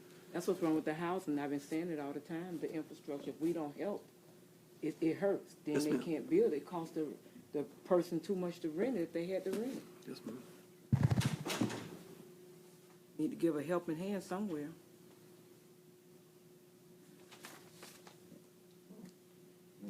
And then we got to tell them thanks for writing out the fiscally constrained. That was huge. Yeah. Extremely contentious. But what about the, Well, if I see right here, I mean, we're gonna shrink this down, but it's gonna be more. If I can just be so bold as to say, I think I've already heard the top 1 and 2. I know you had mentioned something about the FDAX grant with the livestock pavilion, if that's something that you want to champion. But I think the number 1 project obviously is to put wastewater infrastructure in the ground. We should have the engineering, PD&E, all of it done. The right-of-way, we're already starting discussions with the landowners along that corridor. This is not going to be a hard ask for us to get to being defined as shovel-ready. It's whether or not we can get to a pot of funds large enough to do the lift on the $5.5 million on the county side and the remaining $2.5 million on the city side for the expansion of the wastewater treatment plant. We already have an $8 million grant that's being written now to accomplish this through the DEO funds. We're also looking at alternatives through the EDA to get federal funds through the Promise Zone. So we've got several different baits out on the back of the boat. We're just now having to run leads to try to figure out which one's going to strike first and if it's going to be hot. All right, so we got that one. Number one, everybody agrees is Everglades. yeah, what about the I land? just said it. Land purchase cross? They're already. No, the right-of-way conversation is already underway. It's already- And that was one, that was one checkbox that the governor's chief of staff said was a holdup to why they didn't give us the money 2 years ago. Yeah, So that's done. it's not done, but that conversation is moving very aggressively. So everybody agrees that number 1's that. Number 2, I don't think needs to be Four Corners until you have a conversation with your Roger DeJerlay from Lee, so on and so forth, and see where they're at on making that their request. Because Lee County and Charlotte County clearly carry a bigger stick than we do. Be a big stick we all carry. Yeah, and I think if all 4 of us went in there and said this is on our top priority, it's in our top 3, Not along. I thought they were all along. They're not. I don't think they are at all. The latest update on that is I have had a conversation with Ray Sandrock with Charlotte County, who's my counterpart. He's definitely in favor of giving us whatever kind of support that they possibly can. Now, I don't have that in the form of a resolution yet, but that will be one of my asks. Same conversation has started with Glades County with Paul Carlisle. I will be asking for a resolution moving forward. I do need to get in front of Roger DeJarlais in Lee County. That's on my to-do list. But when you talk to water management, they act like they don't even want to talk about it. Well, I believe the words that they tell me, Plans. they've had plans, they've been having plans. They would love to see us be able to break the project up into phases. The problem is when we designed it many moons ago, it was done in totality. So we've got to figure out a way to break this project into pieces, make it a little bit more digestible. The reason why it wasn't funded last year's $4 million was a heavy lift with the talks with Senate Bill 10. I think it's an easy project if it does truly have a water quality impact to it. The district can get behind that all day long. This isn't something that Hendry County should be asking anyway. This should be a South Florida Water Management if it's even on their radar. So I think we need to have a heart-to-heart conversation with Mr. Flood and Ms. Pigman and say, where are y'all at on this? Because if they're not asking for it, we don't need to be asking for it. It's not one of their top priorities. Yeah. And then obviously, so you have the number 1 with the wastewater infrastructure. What do y'all think is number 2? Do we need to continue anything with the courthouse? I don't know if you're going to get 500,000, but I thought we used to ask for 200. Kind of sounds like we need to drop back to the next page to me where you got your rural economic development. We've been talking about this for infrastructure all along. That's exactly what that's focused on. Funded to enable rural communities to invest in needed infrastructure projects to be more competitive in that economic development. And that's an overall strategy. I agree. Yeah. That's an overall strategy for 37 counties throughout. And I think that our Pharaoh or whatever Freddie is called now is moving that ball. Once again, I think that those are, I don't want to use the phrase because it waters it down, but not sidebar conversations, but those are things that it's so easy in a 70, was it 4 or 8? Because it's needed everywhere. It's everywhere. How many $1 billion was the budget last year? The state? 78? Right at 90, I thought, wasn't it? Was it A little under 90? 84? For them to allocate $35 million for a rural marketing plan of the heartland is really, it's nothing for them to do that. And so if that's one of those ones where I don't really want to get, I just want to ask that y'all think about what you think number 2, number 3, number 4 are. And then we really do pick up the phone and go through the physical act of calling our 2 municipalities and saying, what is it that's your number 1 or number 2? And how do we get there? All I would add, just from my perspective, is that let's put Four Corners in as a 2 alternate, just to the side until we have some conversations. But I believe if we're going to look at infrastructure as being kind of the theme of this coming session, we really need the cities of Clewiston and LaBelle to step up with some asks. There's water quality issues around downtown in LaBelle. City of Clewiston has wastewater treatment plant expansion needs. They need to do something with some things with updating their infrastructure. There's needs there. It's just whether or not we can come together and play in the same sandbox and push the ball forward. And there's funding sources out there like the State Revolving Fund, the Rural Infrastructure Fund, the DEO Infrastructure and Job Workforce Training Fund that does require matches. It's a little bit scary for us, but if there's many hands, there's light work. So if we can figure out a way that we can partner, I think we can do a lot better job of putting infrastructure in our urban cores. And then one thing I would say is that, to the FDAX grant, for example, we've been grading out pretty well on the FDAX list. That's a separate pot of money, if you will. You're talking about a facility that's been in existence since 1953 with probably less than $1 million worth of upgrades throughout it in perpetuity. So I think that it's a facility that's due, and I'm interested to see what staff brings back to us as far as what our courthouse would need to Commissioner Wills, I'd really like for you to talk with Charles and Alan and say, utopia exists if we have $100,000 in air conditioning, $250,000 in foundation repair, and X on setting, 2 new roofs or something. I don't know what it is, but we need fixtures. We need this, that, and the other. And how do we get there? What's that number? What's that ask? And also paving at $230,000 our parking lot, some of those things. Granted, capital improvement schedule is probably, if we just are patient and wait 3 years, we can probably do most of that in-house, but it doesn't hurt if that's a substantial ask, I agree. Jennifer, what, didn't we used to get 100 or 2 every year on the old courthouse? It was 350, but it's been increased to 5. It has been increased. And there was a couple years they didn't fund anything, but they didn't fund anything anywhere in the state. Yeah. But They swept all of They those. started out at 100 and worked their way up. That's good. Well, I just think that this is a much stronger list, and I'm just going to tell y'all, I'm a huge proponent of going up there with 4 bullet points, maybe 5, and if you're taking in both municipalities and us, maybe that list goes to 8 or 10, but that's it, And I think what happens is, I got a buddy named Marlon Vaughn, and y'all all know Marlon, and I'm starting to hear people treading on Marlon's coattails because he has a lot of good energy associated with his program, and I'm hearing people going and fundraising, on what Marlon's doing. And I think what's happening is we have other, if it's a 298 or if it's something, they're going out there and saying, hey, we're poor, we're from Hendry County, give us this. And so we're feeling the effects of that. Whereas if we could get that clear, concise list, and this is what we all agree to, that's where we're at.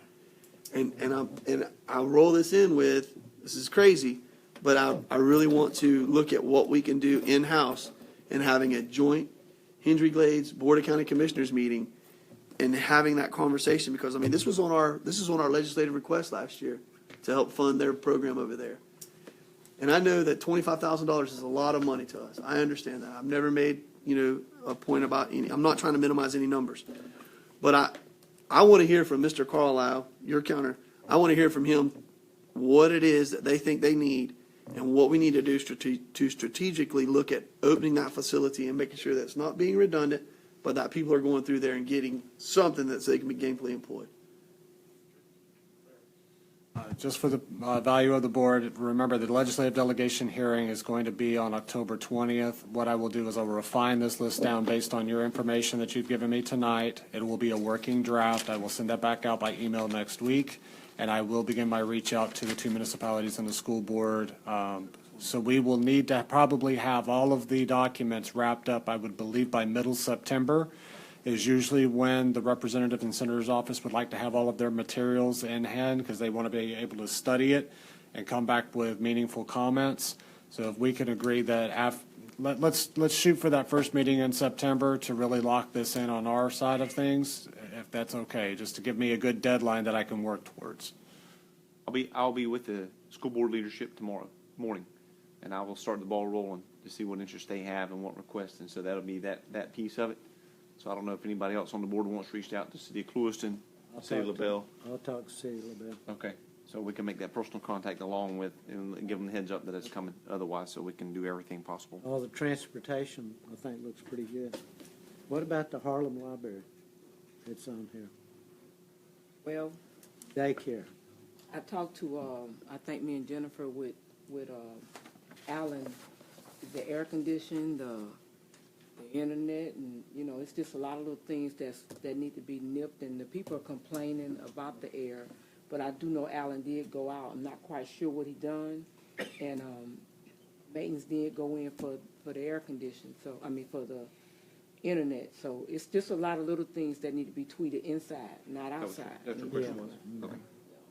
For the commissioner's benefit, that line item last year was from an outside third party that was brought to the board. That ask has not been made again. It was not funded. That's why it was left into the priorities. So we can work with. Was it on this list? It was on this list last year. Yes, I sir. thought it was. And I, do I have an agreement from y'all that if Kalamazoo 501c3 Save Grandma comes to Charles and asks for something to go to Tallahassee, that it has to get approval from us? Has to. Yeah. Because I'm telling y'all, they're treading on our ability. They're affecting our ability to bring what we have set as priorities, what we have heard from our constituents. Really move, make a Yes. difference. Yeah, I agree with that. Otherwise, they're piggybacking off us to get what they need. Yes, ma'am. That's what's happening with somebody else. You know what I'm talking about? Absolutely. Absolutely. Okay. Any further discussion? Yeah. Okay. No, I'm done. I'm done with that issue. So the security system, as far as the daycare goes, it's something to look at.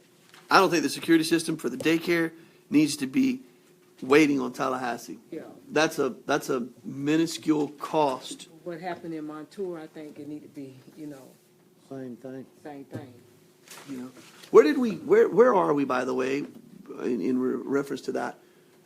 We have cameras at Pioneer now, right? We have cameras at Felda, Pioneer, and Harlem. And so could you go to your iPhone right now and pull up those? I don't have that ability now, but I believe our IT director could do that. Well, we ought to discuss that, number one. Number two, who do we want that? Do we want the sheriff's department to be able to do that? Do we want dispatch? I don't know. And then number two, where do we ever move with the ability for a young person getting off of the school bus to go to the Pioneer Community Homeowner Association and go to natgeo.com and get educated about the Himalayan mountains? Live. Okay. It's So all they live. can, It's at the Civic Center in Harlem, Pioneer Homeowners Association, and at Felda. outstanding. I did not know that. Thank y'all for making that happen. What does that cost to us a year, roughly? Less than $4,000 a year to make that happen, and that's the expense of the broadband itself on a transaction basis. It may even be a little less than that. Per year. For all 3 locations. We need, I encourage y'all to go check that. I want to check that out, see how well it works. Works well. Okay, I did not know. I've been out the Pioneer and I didn't know that we had that yet. We're going to move along. We're not finished with this. We obviously will revisit this. Is there any further or final comments with regards? Everyone kind of has marching orders and homework to do, and I look forward to a productive year. I'm anxious to see how we pan these out, how we work collaboratively with our neighbors, and how our new lobbying firm champions some wins. I'm anxious. Yes, we will.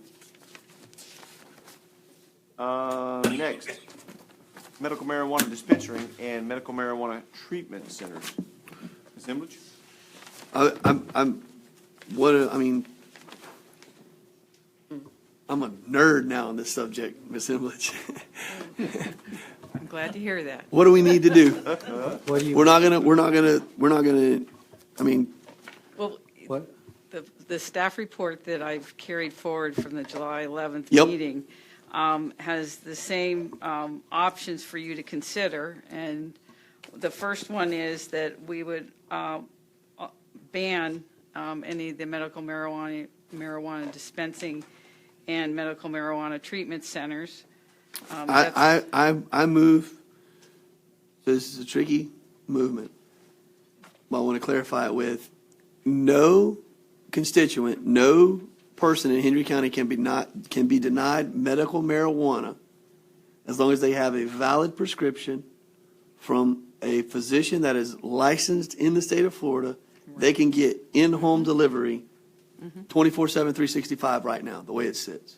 That's nothing to do with us, though, right? That's the Nothing ordinance. whatsoever. Right, that we So, can't so, ordinance that. so I move, Commissioner Swindle, that we ban, and we keep the current ban that we have on, and then we wait to see how this legislative session plays out. That's what my motion I is. would second that motion. You're going to ban the MMD and MMTC. I'm gonna keep it exactly how we have it right now. Go ahead, Ms. Emlich. We would have to bring back the ordinance to amend the language in the current ordinance, but whatever direction you give staff, we will do Okay. that. Was it? I think there's gonna be a tremendous amount of movement by the way, on this subject in the current. I think they're going to legislative. change some of the stuff around. too. Yeah. Sure they will. Attorney Lapp, what are you struggling with? Well, just that your motion would be to direct staff to proceed with a public hearing Yes, to sir. make the moratorium indefinite. Yep. The moratorium on location of such facilities, indefinite moratorium. Yes, sir. Then I didn't. Not a moratorium, but a ban. I didn't know till I talked to Mark today. That includes the cities too. Yes, sir, it does. And I was thinking ahead of time that it was county, but it's not. Whatever the county does, the city has to do. They can just not exceed and/or. Banning is a countywide ban. Okay, so they can't preempt it and do it within, the Yeah, right, that's they what it says can't. in here, they can't. preempt. Locate within the cities. If we did not ban, then they could ban Okay, or regulate, as allowed by the statute, limited regulation. Limited regulation. But Right. I think they wanted to follow the city. By the end of October, they're predicting. And, I mean, if you look at it from a volume perspective and what's in the patient database in the state of Florida right now, there really isn't even a justification for one dispensary in Hendry County with the locales that we have in close proximity to us.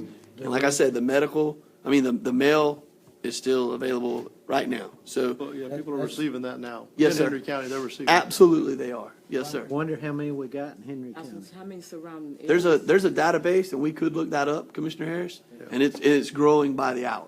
It is growing by prescriptions, the you hour. know you can find right where that prescription is. Yes, sir. Yep. Yep. Everybody wants a shot. Is that, have you put that in the form of a motion? I put that in the form of a motion to continue Okay. the ban. So we have a motion moved by Commissioner Turner to continue. Direct staff to schedule a public hearing on continuation of Okay. the ban. Perfect. Yes, sir. All right, and it was seconded by Commissioner Harris. Any further discussion? Commissioner, Chairman, I just think that, like I said, that I'm anxious to see what this year's session does.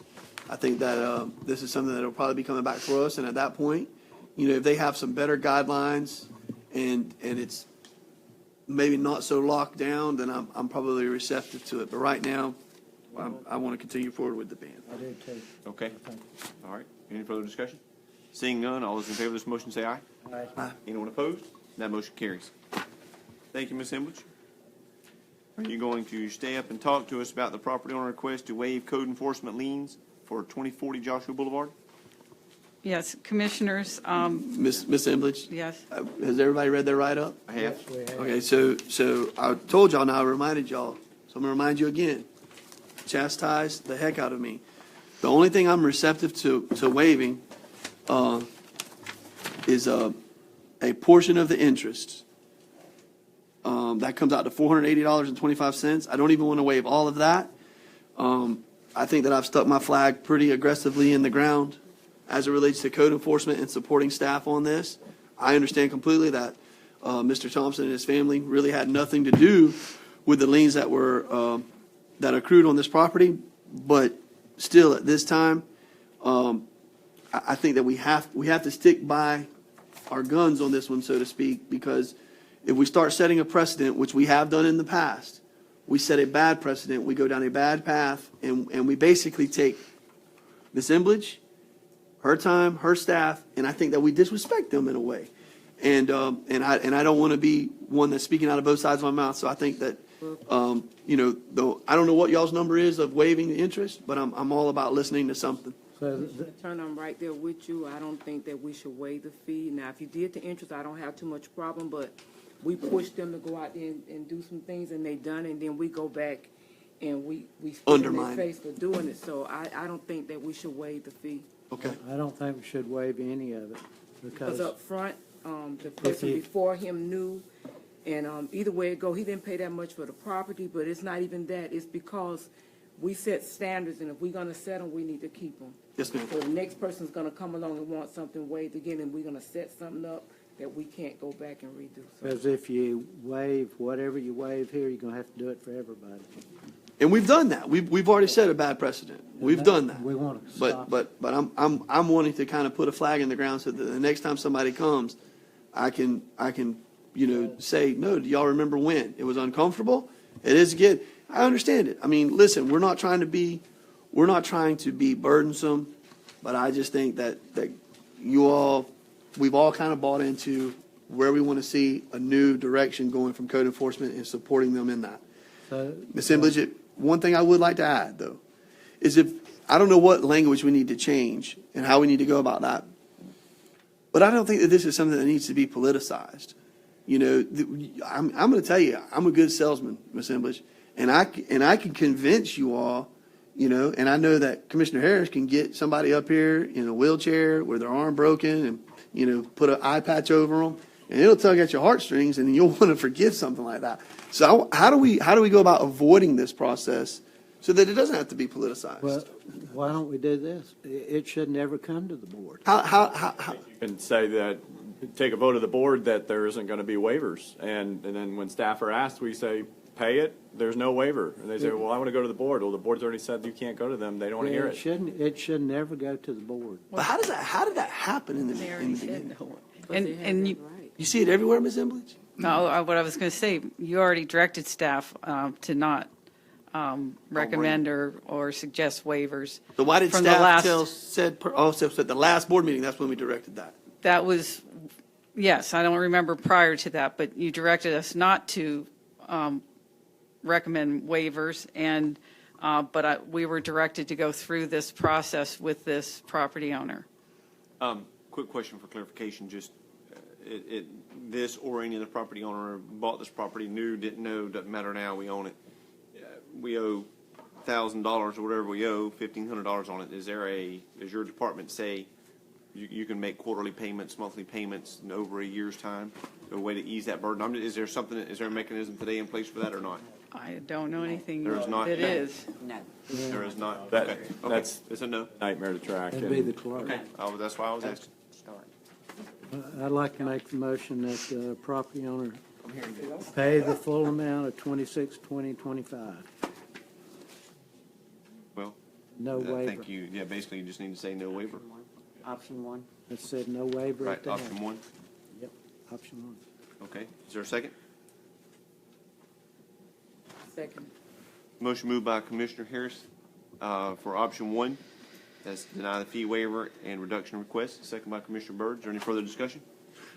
None whatsoever. No, the only thing I'll want to throw in my 2 cents worth is, once we set this precedence, I believe it needs to be the same all the way across the board.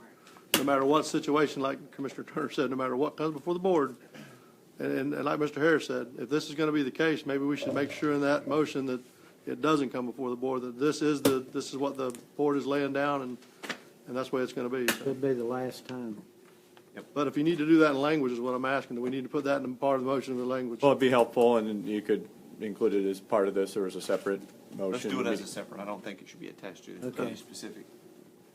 Okay. Any further discussion? Seeing none, all in favor of the motion say aye. Aye. Anyone opposed? That motion carries. Now, can we do it under business by district? Would that be the smarter? An hour later, however you want to. Do y'all now want to do it? Is it why it's on our minds? I think we should and be. How do we need to word it, Attorney Lapp, so that we're? Just to be clear, this is a code enforcement lien or liens. and- Mr. Lapp, and- one moment. Mr. Chairman, may I have just 1 second? Sure. Mr. Thompson, I never really address anybody from the crowd, from the dais, and I just want you to know, I hope you don't feel that we're being insensitive to this issue.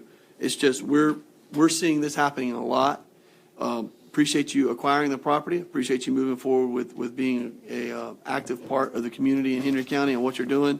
And I hate that it comes down this way, but I hope you can understand what we're trying to do from a standpoint of running things. So that's all. Thank you, Mr. Chair. Okay.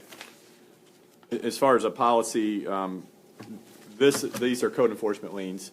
I think what Commissioner Turner may be thinking of, the other situations that I'm remembering that you addressed previously where you waived, at least one or two of those were solid waste assessments. So that's a different, it's a lien, but it's a different animal than a code enforcement. So Okay. that's It just, was attached to the tax.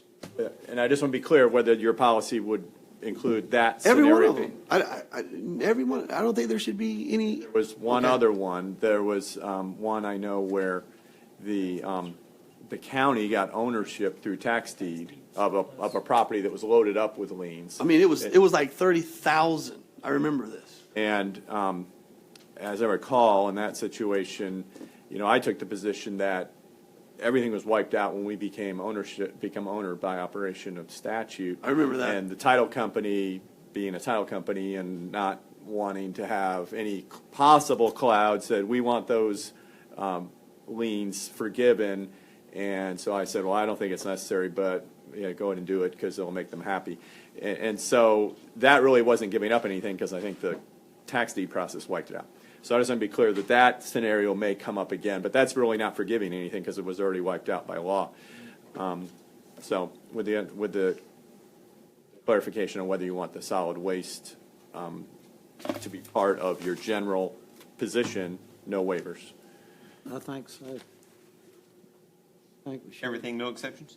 I feel that way. I mean, there are Yeah, because if you don't, a menagerie of different issues that can come before this board, and we're going to hear them.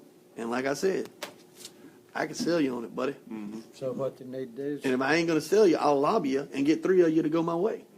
so we want it worded where it don't come before this board. Right, the board's position is not to forgive such liens, and that's what staff's going to tell them. And And I think Ms. Embledge, I'm not being accusatory here when I say this, but there's a way to have that conversation. I've had a number of constituents that have said your code enforcement people are just mean, or building and zoning are just mean. You know what? They've called me mean as well. I don't want you to be mean. I want you to be direct. I want you to be fair. I want you to be consistent. But I think that we've just got to stop politicizing these issues. This isn't something that should be politicized. So I do have a question, though, Mr. Chairman. How does this happen? How does 9/19/08, 4/28/09, so on and so forth, and then as recent as 11/15, as recent as November 15th, 2016, how do those get put on there and no action taken until a final transaction occurs? Why does lien after lien after lien keep going on the property and no action has occurred? They're absent.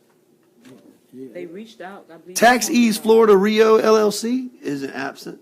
That's a business that's existing. They should have to pay something for being in business and not participating in the process that I'm in. Right now, correct me if I'm wrong, Ms. Butler, but Tax Ease Florida Rio LLC just got relieved of X number of dollars right there. Is that not a fair statement? That was a bill that they owed that they don't have to owe anymore. Well, That entity may still exist. they're not paying the bill. The successor owner may. I understand. And that presumably was part of their an understanding of the purchase price, was. Oh, okay, so that's maybe who, I don't know, who but the that land was should purchased be. from. Okay. It should be part Okay. of the evaluation of the purchase price. Okay, but Jackie Panerio may still be a human that's alive. And what I'm saying is why was there a bill allowed to be created for 7 years or 5 years and it makes no sense to just keep rallying up a tab. There's no process. But our only process, we could foreclose. on it. Why don't we do that? Well, I if was you waiting give for you that- to say it, Mark. Well, if you give that direction, that'll take, What? you know how many liens are out there? Point is, the clerk's got to do them. No. So let's no, start don't with have to some. do 'em. And Mark's got to foreclose. Oh, Mark. so we need to hire special counsel. We need to hire him outside counsel. Guys, if we're talking about tens of thousands of dollars and you're going to make a $15,000 investment to bring in an outside attorney, you win. Just, you could do that. I'm not sure of the volume, We're but going to load up the you are court gonna. doc? What, tell me why it's a bad idea. I don't know about numbers, but I'm just saying that you're probably going to, you're going to create some ill feelings. Not that you You're should be- exactly right. You're going to create ill feelings. But you know what you're going to do? You're going to create bigger teeth in this discussion instead of just creating a perpetual bill that never gets acted on. Do y'all disagree with me? Do not. I do. Tell Ms. Butler, please, because I know you're so much smarter in this stuff than I am.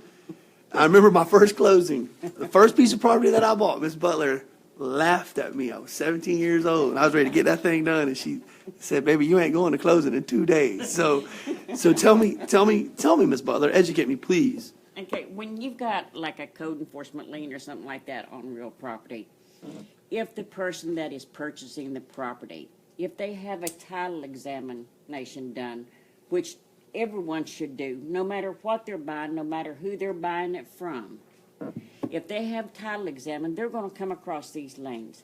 This will be paid off with part of the purchase price. Understand? Yes, ma'am, I got that. You know, so anytime a property has a lien on it, as soon as it's paid, as soon as it's sold, or it transfers hands, Yes, ma'am. these liens get paid. But what I'm talking about, though, Ms. Butler, is John Smith is sitting. Let's use the example in front of us.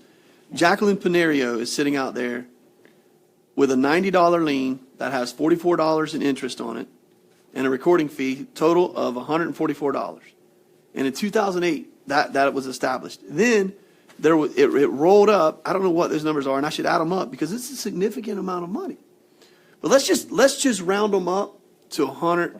Mark, you will average this out. It's way over $150. Let's don't take the time to do that. But Mr. Chair, can you add this up for me? Go. 1, 2, 3, 4, 5, 6, 7, 8, 9, 10. 10 times 150. 1,050? It's 1,050. Okay, so 10 times 150 is 1,050, plus another 10 times 10 is another $100. So now you're at $1,250. You're at $1,250 that accrued over Matt's already off. 150 times 10 is 1,500.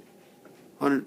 Did I say? I thought I said 110. That you said 1,050. Okay, so 150 times 10 is $1,500. It's even better for us.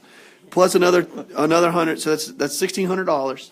That's accrued over 6 years. And it's going to cost you $400 for Mark to file a suit. So I'm plus 900. If you get it. Why would you not? We're going to have to do more, do a title search, because we're going to have to include in our foreclosure lawsuit everybody else who has an interest and bring them And have in them as served. defendants. You're going to spend $1,000, Carson. I still need to know what the volume is and what's happening here, because Ms. Butler, I'm not convinced that it doesn't make sense yet. Because I guarantee you we have these all over the county. And if I can keep racking up a bill and essentially thumbing my nose at code enforcement, why do I do anything?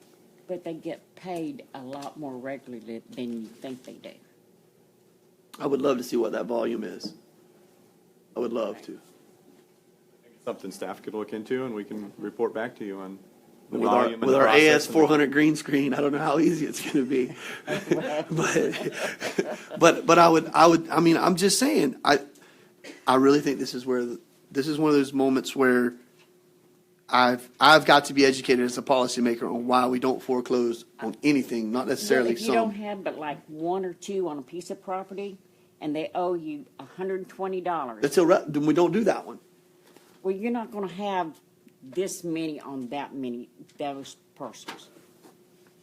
It's not a real repetitious thing. Yes, on ma'am. One piece. I bet you, Ms. Butler, that if we were to take for example, in my district, there's 5 or 6 blights that just pop into my brain immediately. And like especially the one on Flaghole and Oak that's on that corner, I would hope that there are thousands of dollars of liens against that property now. Not because I dislike my fellow human and I'm mad and I want us to run up their bill and their ability to conduct business. Not that reason.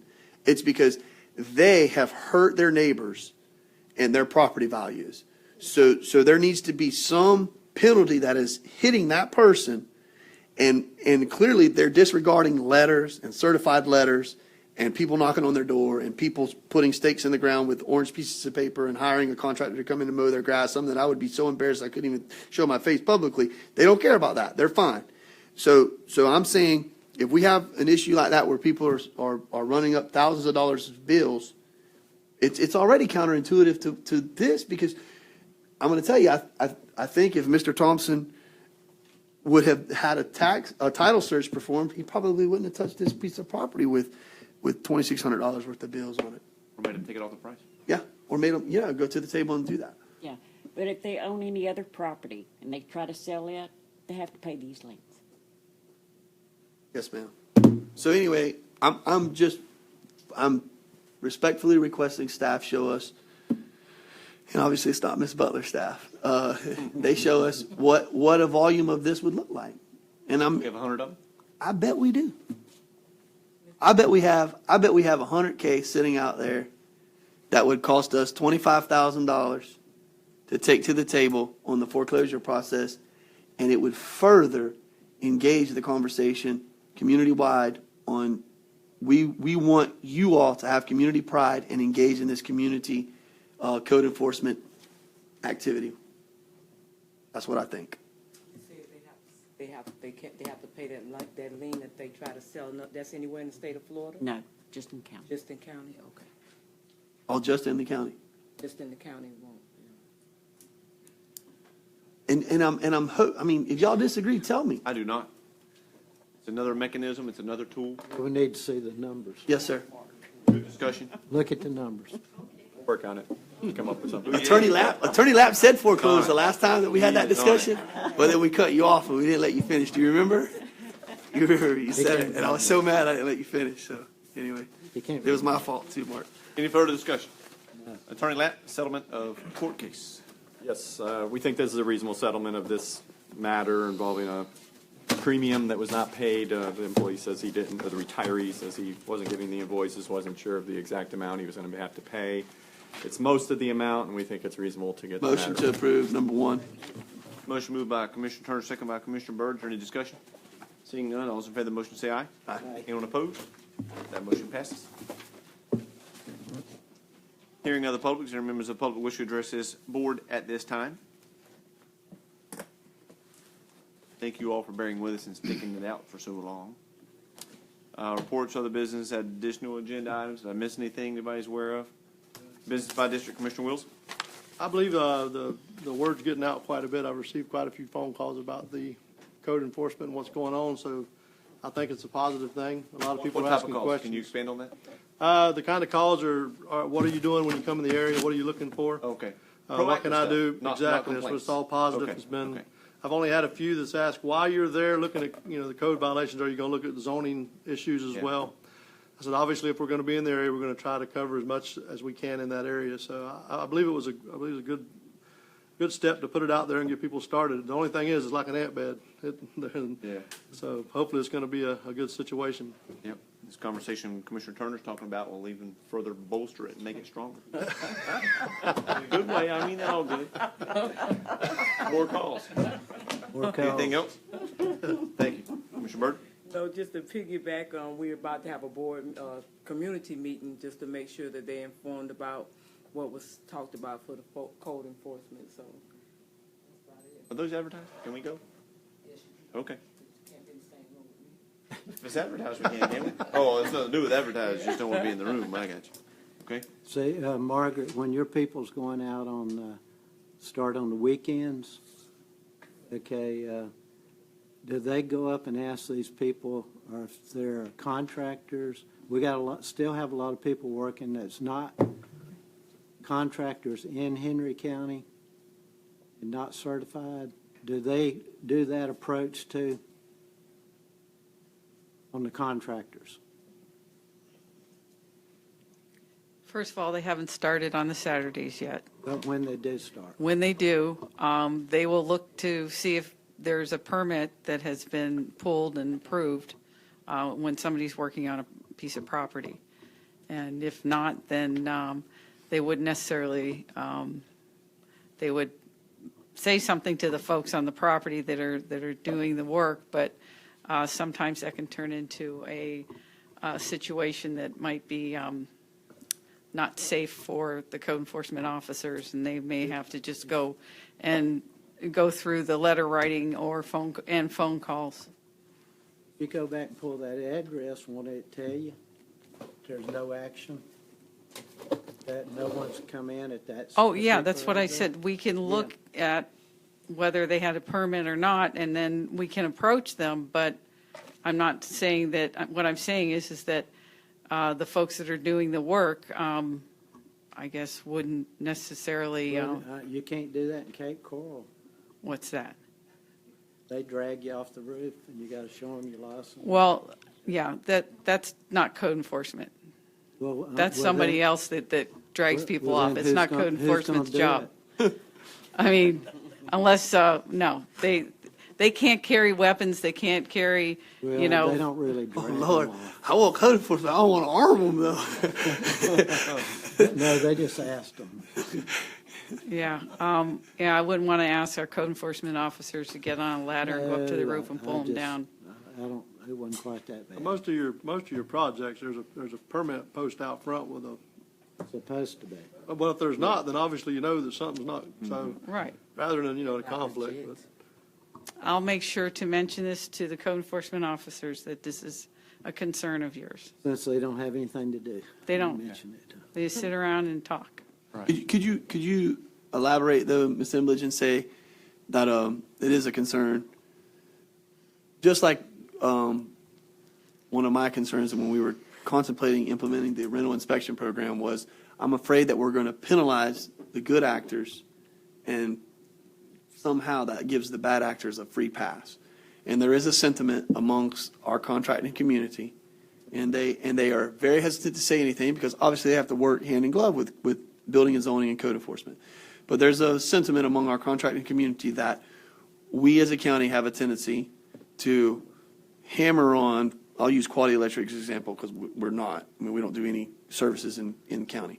But it's like you have a tendency to feel that we're being asked a lot of questions and having to provide documentation to perform said construction project, whereas, John Smith from Miami or Orlando, who's working for $300 cash with his Ford Ranger and his aluminum ladder, is coming over and doing the same work, and nobody's asking him a thing. So just share that little anecdote, if you would. Sure. That's the sympathy that I get from a handful of contractors from time to time, and I say, you know what, guys, we're trying to work through this. You have to understand that we're limited resources. We're trying to work, and I'm doing everything in my power to be as diplomatic as can be. But that is frustrating to hear. So It is, and if we had more code enforcement officers, we might be able to do a little bit more. Understood. I know you want more money and more people. I hear you. That was slick. Typical bureaucratic answer. That Good was job, Ms. slick. Emily. I like that. Good job. Just what I didn't want to hear. Awesome. So. Anything else? No, next, Mrs. Martinez lives at the end of the parking lot. She's in bad health, and so she wants to give the county the opportunity to buy her piece of land, and according to Alan, you could get 30 to 40 more cars on there, and it's connected to our parking lot. And I'd like to see if the board would like to get a couple of appraisers and just see what the price comes in. I think we'd be crazy not to, don't y'all? Don't cost anything. It would Mine. be cheap. Yeah, can we look? Is it okay with everybody that we look? Do we need a motion on that? We don't need a motion to look, do we? To hire the appraiser's going to cost money, but it's going to be, a few $100s or maybe $1,000 each. Can we just direct staff, or do you need a motion? I'll make a motion to direct staff to look at that. Talk to her. Can they go ahead and talk to her with regards to negotiation or see what she wants? Okay. After the appraisal. Motion moved by Commissioner Turner, second by Commissioner Harris, to direct staff to look into the sale of the property of, what was it again? Ms. Martinez. Ms. Martinez. Any further discussion? Seeing none, all those in favor say aye. Aye. Anyone opposed? Very good. Thank you, Commissioner Harris. Okay. That can be big. In the budget is TDC. I want to know the feeling of the board on the TDC the 75,000. TDC, EDC. EDC. Okay, I got TD on my mind. Anyway, I want to know the board's feeling on that 75,000, because I have my feeling, but I just wanted to. I know, I'll open, I'll tell you, the economic development, I know, especially for this county, has been all over the place economically, and work and coming up with, ROI is tough at times, but I'm telling you, just as a commissioner and what I have done over the past 2 years professionally, I've seen the absolute value of the EDC and the connections it's made and the jobs that they bring. And I hate to make this a time, I know that they're struggling in interim with their leadership and all, and I hate to make this a time that we pivot. I'm not saying that we shouldn't talk about it and bring some definition, and that it doesn't need to be talked about and clarified, but I would hate to not support them in some way, shape, form, or fashion. Well, anyway, what I've seen over the 18 years is you hire them, they come in, and I think they're looking for a job when they get here. And then 6 months or 8, they take off. You hire another one, 6 months, 8 months, take off. So I talked to Charles about this, and taking that 75, and even one of the cities said, and see if Charles could come up and maybe keep the council and come up with something through the county to try something different. You have something in mind? Well, maybe taking the 75 and get some help from the city, and maybe working through Charles and Margaret, and maybe hire another person and put that phone line into the county. You're saying doing it in-house? Yes. Well, everything, we've tried everything else. Do you have any thoughts on that, Charles? Commissioner Turner, you're on that board. Yeah. Do you have any insight? Absolutely. I don't want to put Charles in the crosshairs on this discussion. And Charles, if you feel that you absolutely have to comment, then by all means do. Commissioner's asking you a question, but I would just caution you that this could get political quickly. So you take 75,000. I don't know how many years we've actually funded it at the rate of 75K. I think we probably have spent more in years past. I know we've spent well over $1 million, but we were gifted over $1 million from South Florida Water Management District back in 2008, whenever their initial sale was announced. I'm on the EDC. Probably missed one meeting, maybe 2 in a year. I think that it's the definition of one of those things that it's easy to put a stranglehold on what is not working, and see how it's had a number of failures. I'll give you 2 off the bat. We had a economic development counselor director come and ask us to give Alt-Air was no bio-nitrogen 90% tax abatement. That was stupid. And we as a board supported that decision. It was dumb by us. I was probably leading the charge on that.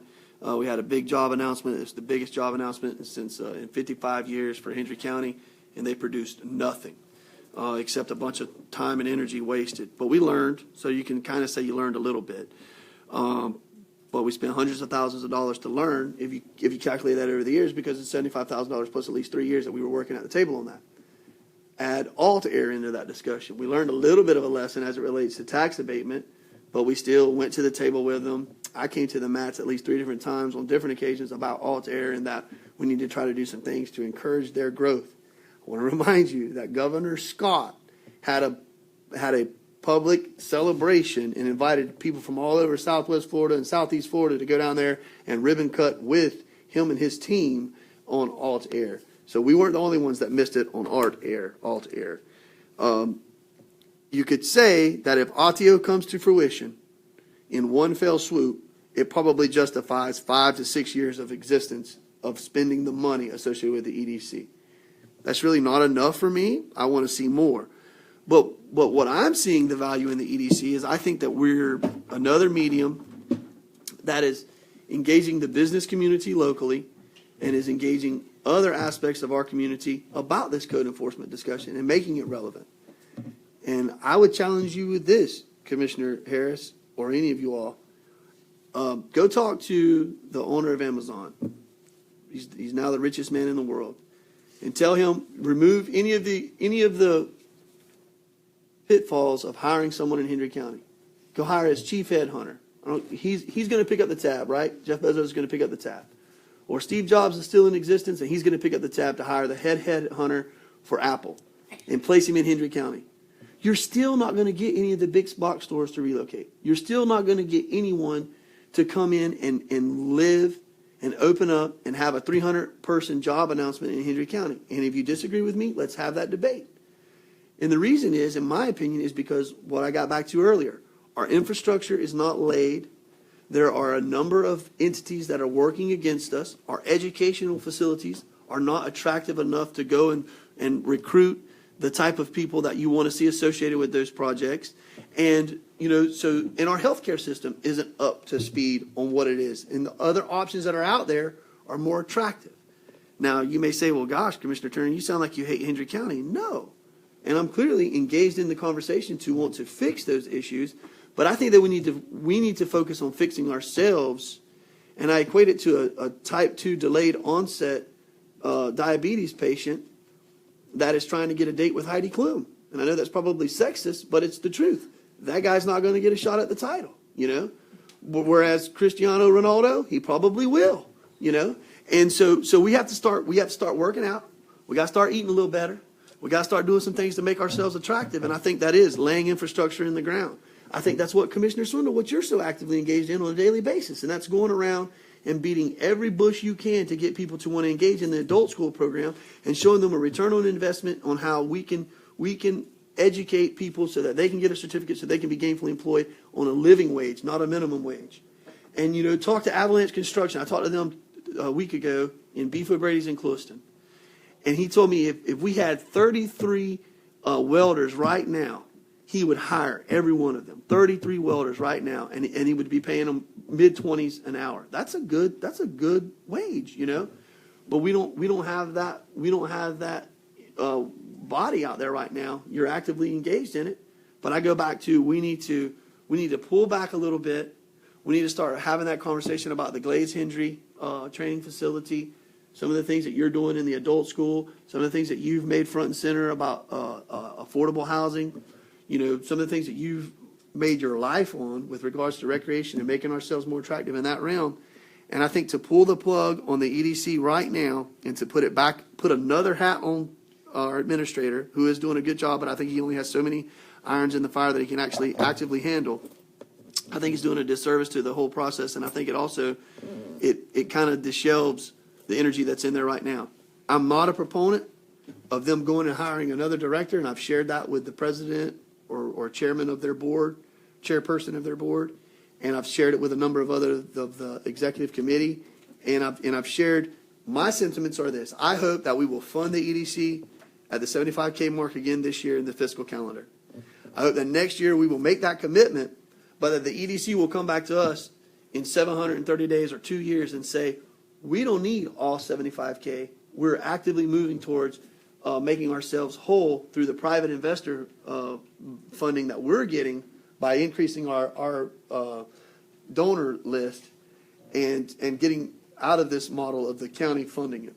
So what are they going to do with the 75,000? This year, I think they're going to have. I think they're going to struggle to hire a director that's worth its salt. That's anywhere near the level that Brent Kettler, the person that we're losing. I think that they need to hire.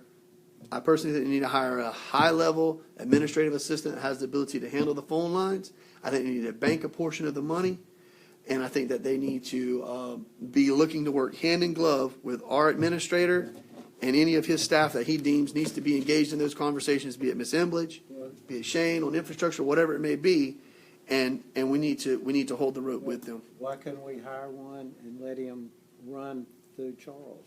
Because we can't, in my opinion, we can't fix right now some of the issues that we are so diligently trying to work on. And the last thing we need to do is get into another economic development discussion that is going to go nowhere. And I'd rather see that more as a 501c6 that it exists as today, and having a little bit of a spectrum of if somebody wants to come in there and talk about it, they can do it, and it not have to all be 100% disclosed, because there is that cloak, if you will.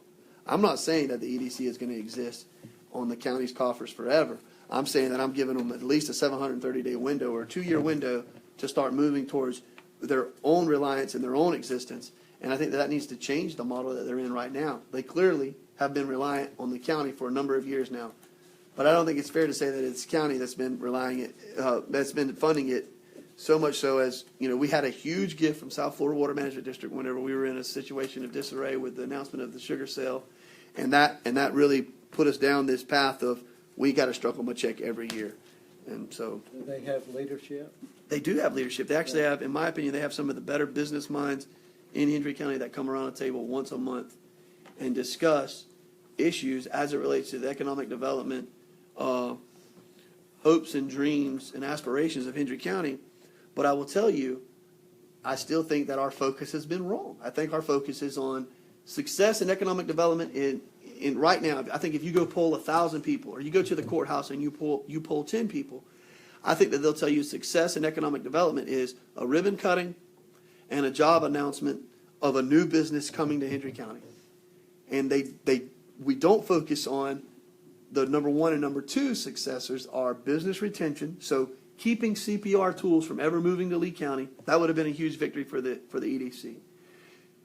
Taking Avalanche Construction, Direct Industrial Products, and them not leaving Hendry County and staying in Hendry, not going to Lee County, which they were actively engaged in doing, and having them go to the industrial loop in LaBelle, buy a, roughly 10,000 square foot facility, refurbish it, and hire 6 to 8 Hendry Countyans and/or Glades Countyans. That's a huge success.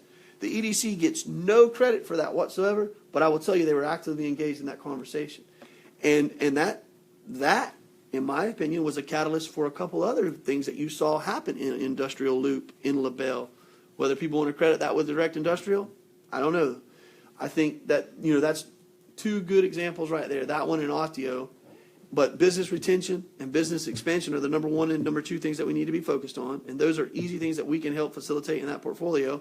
And then the third thing is what we've talked about now the last 3 meetings, I think. Making code enforcement relevant. Making our corridors, more in shape, if you will. I like to use the phrase, making our corridors sexier, so that people want to actually slow down and they want to go to Forey Grill and they want to eat. And they want to go to, they want to pull into Taco Bell and they want to use the restroom, and then they want to investigate a little bit more. Commissioner Harris, not to chastise you, but one thing that I heard you and Commissioner Davis say was, leave our chickens alone. I think that, you may say, well, how does that have any relevance to this conversation whatsoever? It's 100% relevant, because a person coming from Sao Paulo, Brazil, via Miami-Dade International, and not taking Alligator Alley, but coming across to Highway 27 and then hopping over to their second home in Sanibel Captiva, when they see that, they say, I don't want to be associated with that community because it has third world values. They're not saying, I want to have my corridors even pristine. And I think that we have to be engaged in that conversation. I think the EDC is very, very, there's a couple people that are aggressively moving towards that discussion. There's a couple people that are being drug along. And there's a couple people that are saying, we're going to wait to see if everybody buys in. Because what I've heard, if somebody wanted to come in and they had to pick Henry, Lee, Charlotte, Collier, we can't offer them what they offer. So we lose. If somebody wants to come in that nobody else will take them, like the junkyard or whatever else, then that's the ones that wants to come this way. Because we can't, the only thing we can offer is a tax break. We can't give them $5 million or $2 million or whatever. We certainly don't have cash incentives. No. But we do have some gifts. Yeah. So it's a hard situation. And that's I want why to jump in this conversation, guys. Actually, I'm going to weigh in on both sides. And speaking with people through the EDC, what I've been told that their biggest failure was not connecting with the people that are here now. It's great to bring people in, but the reality is, if we don't enhance what we have, look across the street, it looks terrible. But the fact is, they've had way more failures than wins. I mean, when I first come on this board, one of the questions I asked is the one Mr. Harris asked tonight. Where are we at? We're paying $75,000 goes a long way for that $82,000 the sheriff's asking for. I mean, the reality is, I understand from what I understand now, there's a great board there, and I'm very, very excited and happy to hear that. But the reality still stands there. That's $75,000. That's a facility that we could be putting our people in. So, you know, it kind of goes hand in hand there. What are they bringing in? Well, there's some things that the reality is they're going to build on the coast. They're not going to build in the interior of the state. You know, I had the conversation. They said Avis. I said, come on, let's be realistic. You got an international airport in Fort Myers, and you're going to build you're going to build it closer to the.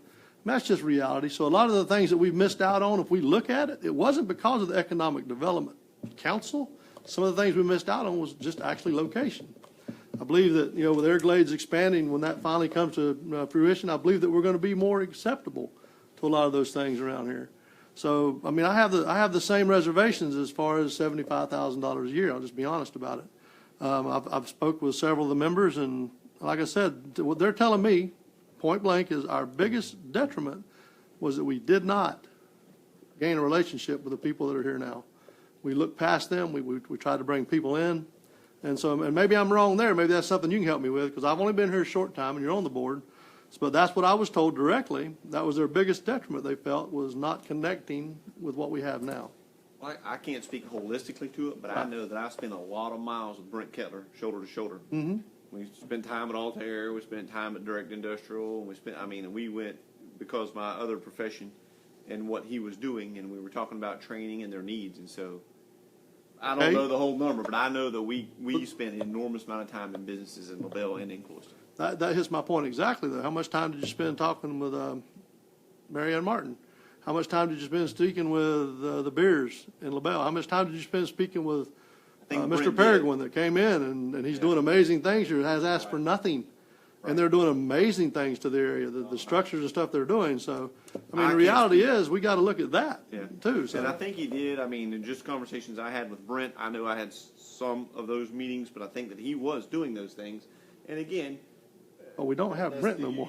That's right, you don't. But he also didn't pat himself on the back and say, "Look what I was was doing." didn't. So I think it was happening, and we were unaware of it. Brent and I had great conversations, so I know what he was doing. I think a lot of things he did not bring it to the board. You know, sometimes we do things and we don't want to get patted on the back. But from talking to some of the boards, I don't think we should push them off right now. I think we should give them an opportunity and let them improve their weak areas and at least give them another year and see what it looked like. Let them know what we feel or what we think, and see if they can't grow from it, because through everything or whatever we go through, we learn from it.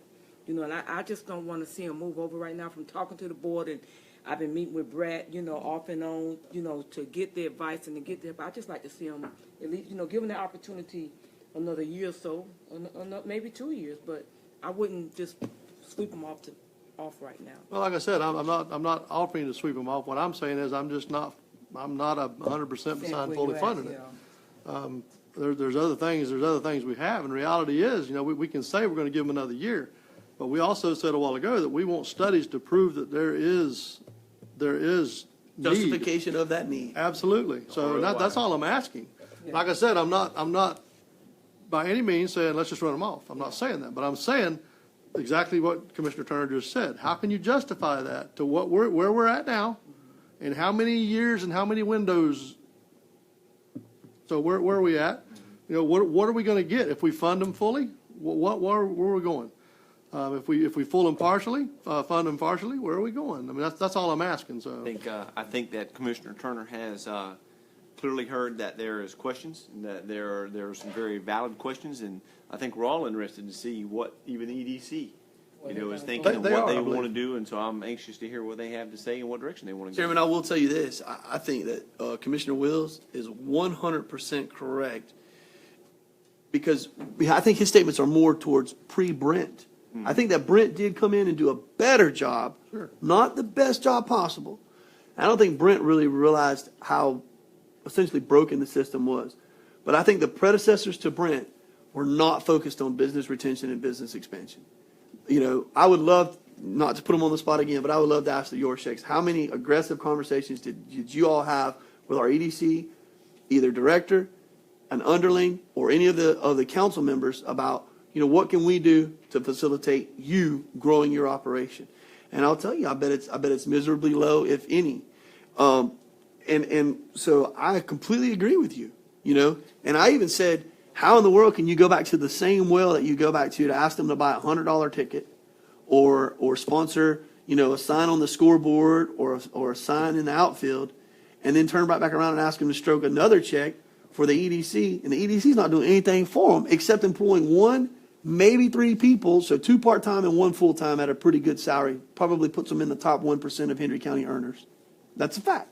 And a huge majority of that's coming from the county taxpayers. So I don't disagree with anything you're saying. I think that, you're saying you need justification and you need to see more of a ROI to sleep better at night associated with the $75,000 that the county's investing. And I will tell you, Commissioner Wills, to me, I'm willing to do it this year. I've asked them to please start finding a way to stand on their own 2 feet, because I don't think it's a healthy model anyway. Because what happens if we go back into the economic doldrums again? And that's a very viable thing that could occur. They need to be able to stand on their own. So I think it's a good conversation to have. I think that they've got to hear what we're saying. I want to see them also. I will tell you, one of my goals is to see the EDC start to stand on their own merit with helping us with this conversation. Because if you look at it, there's representatives from both cities, the county, and all of the business community, right? I think they're a natural go-between for this conversation that we're having about from a lobbying perspective. How else are they funded? How else? They get $25,000 from each city municipality, and then they get, I think, about $66,000 a year from private donations through the business community, be it county-wide or regional-wide. And then they have like the Southwest Florida Community Foundation does some things for them through a hard check and through some in-kind. And there's some other pots of money that come to them, but that's pretty much it in a nutshell. And we're the lion's share of that. And that's afforded us to have an opportunity to be I think we've been boisterous doing in that this conversation. 18 years. Is that right, Barbara Butler? 18. They've been here as long as I have. They started 18 years ago. The county gave them how many million? The county didn't, well, Yeah. that was South Florida Water Man. No, the county, when Commissioner McCarthy, when 1 million. 1 mil, Yeah. Yeah. That was to start it. that was the nest egg. Yeah. Yeah. And then what people come up and ask me is, what did they do? We never see anything happening. What are y'all doing with all that money? So on, so on.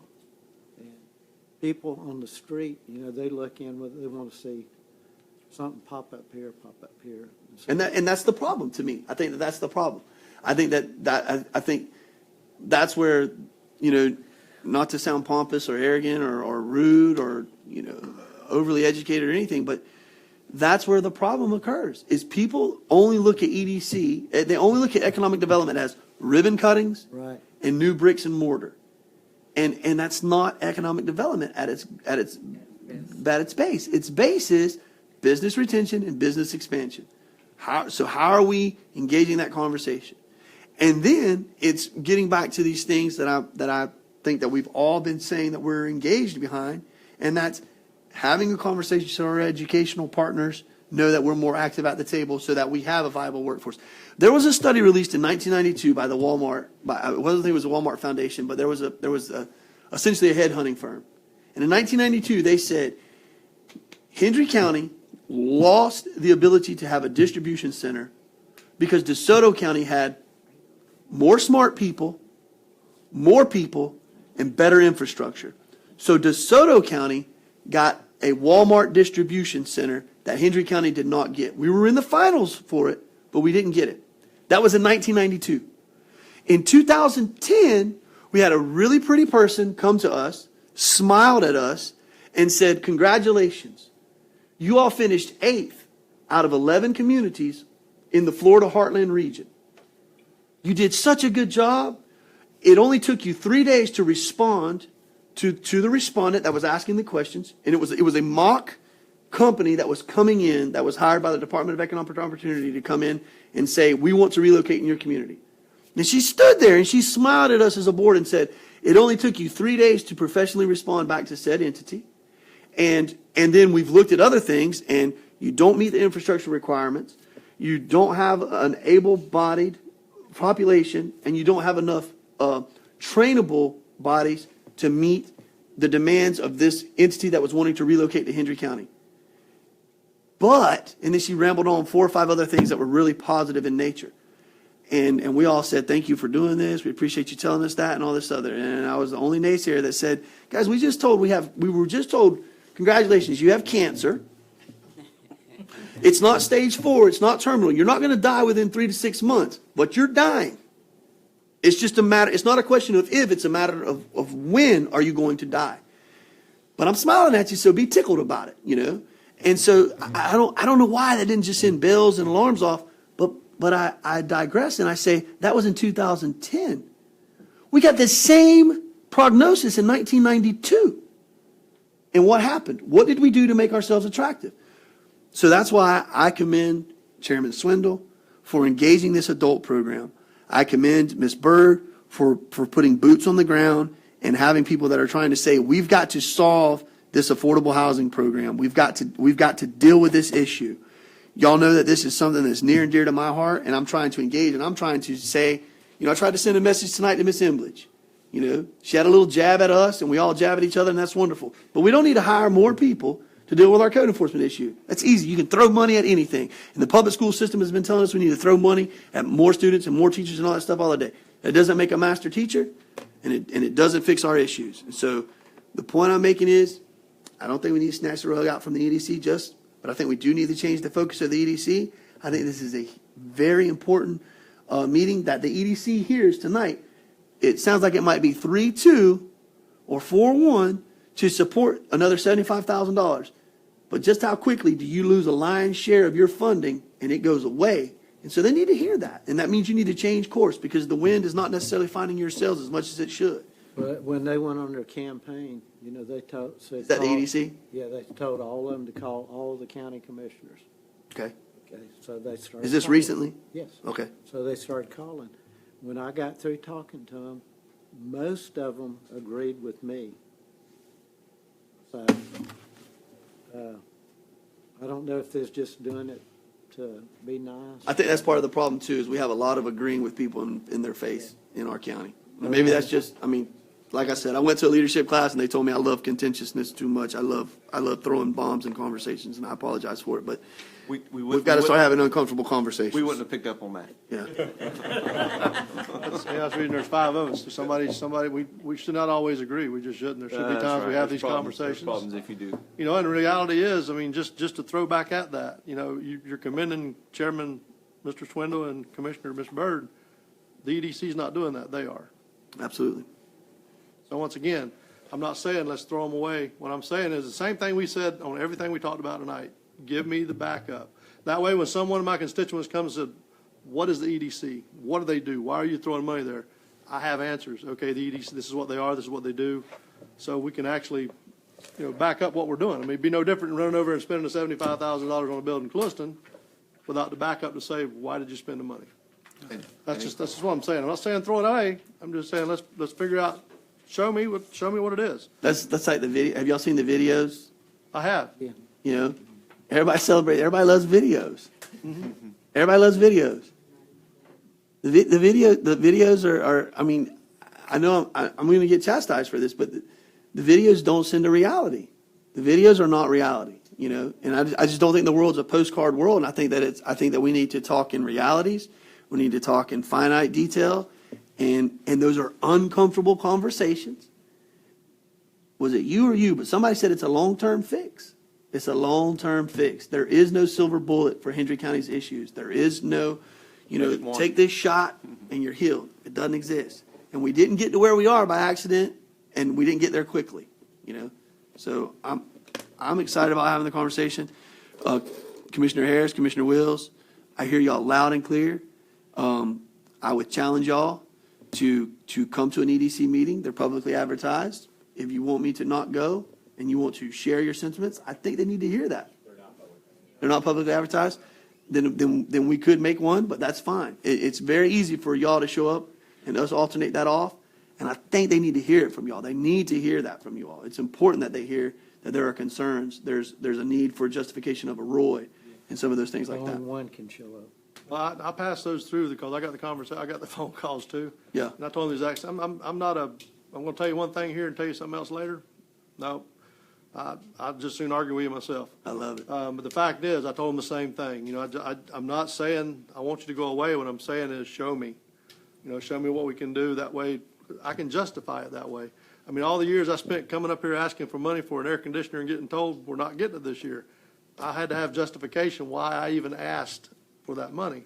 And that's the only thing I'm saying there. They're no different. I thought the videos were good, but the fact was the EDC got those.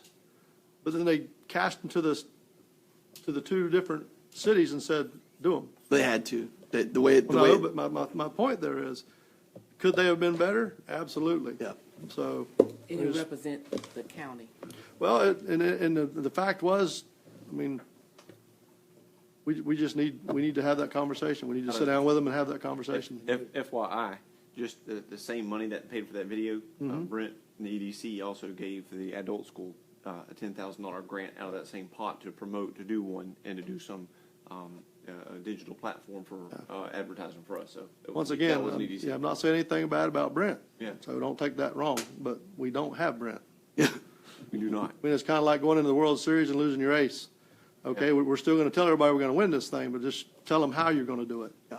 So that's where I'm at. Just tell me how we're going to do it. That's Good all. analogy. They have a year. Loud They and have clear. an I think it's a great opportunity message, right now. a good conversation, tough conversation, but it's Commissioner Turner's right. So I encourage you to carry forward. Do you have anything else? Commissioner Turner? I was fortunate enough in my role as a commissioner to meet one of Trump's cabinet members, Secretary of Ag, Sonny Perdue. Nice. He was brought down by Congressman Rooney to discuss HLB citrus greening. But I was very honored to be able to meet him and shake his hand. I had a nice exchange over at the Lee County Civic Center. That was the first time I've met a cabinet member. It was pretty neat.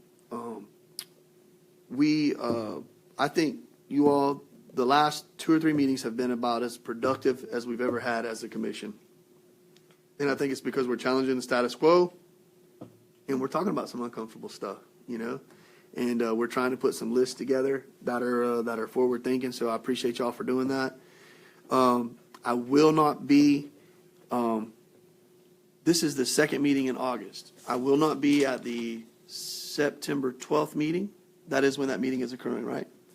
I will not be at that meeting. I'm going on a bucket list trip to Colorado, and I apologize, but it gets set by the Department of Natural Resources when I can go out there and pull the trigger. So I'm excited about that opportunity. That's why I'm growing out the beard. I want it to look good for the pictures. Or either I'm going to be crying for a week. I look like a monkey, actually. Yeah. The monkey will be in South Africa. I was hoping that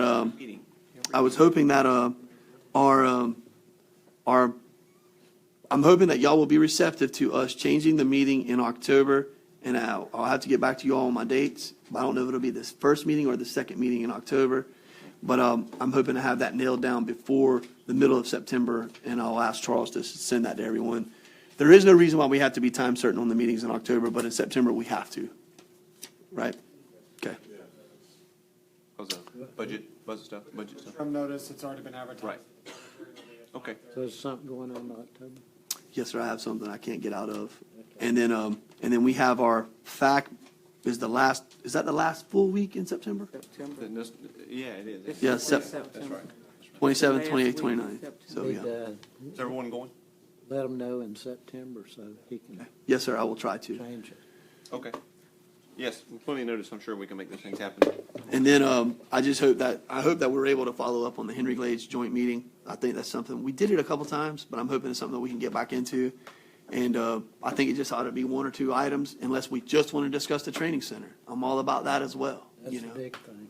That's it. And how, and I hope it doesn't come across, I'm going to reach out to all of them, but I hope it doesn't come across as I'm trying to put my big nose in their business. But we got skin in the game because we put political juice at risk in getting that. And now we actually have bricks and mortar, but we're not seeing the turnover. And when I'm being asked by legislators, hey, what are you guys doing with that? Man, it falls back on us a little bit. It's just like, I'll tell y'all straight up. It's just like I'll tell you, we felt the effects of the city of Clewiston having to have a re-ask associated with the city of Clewiston Police Department.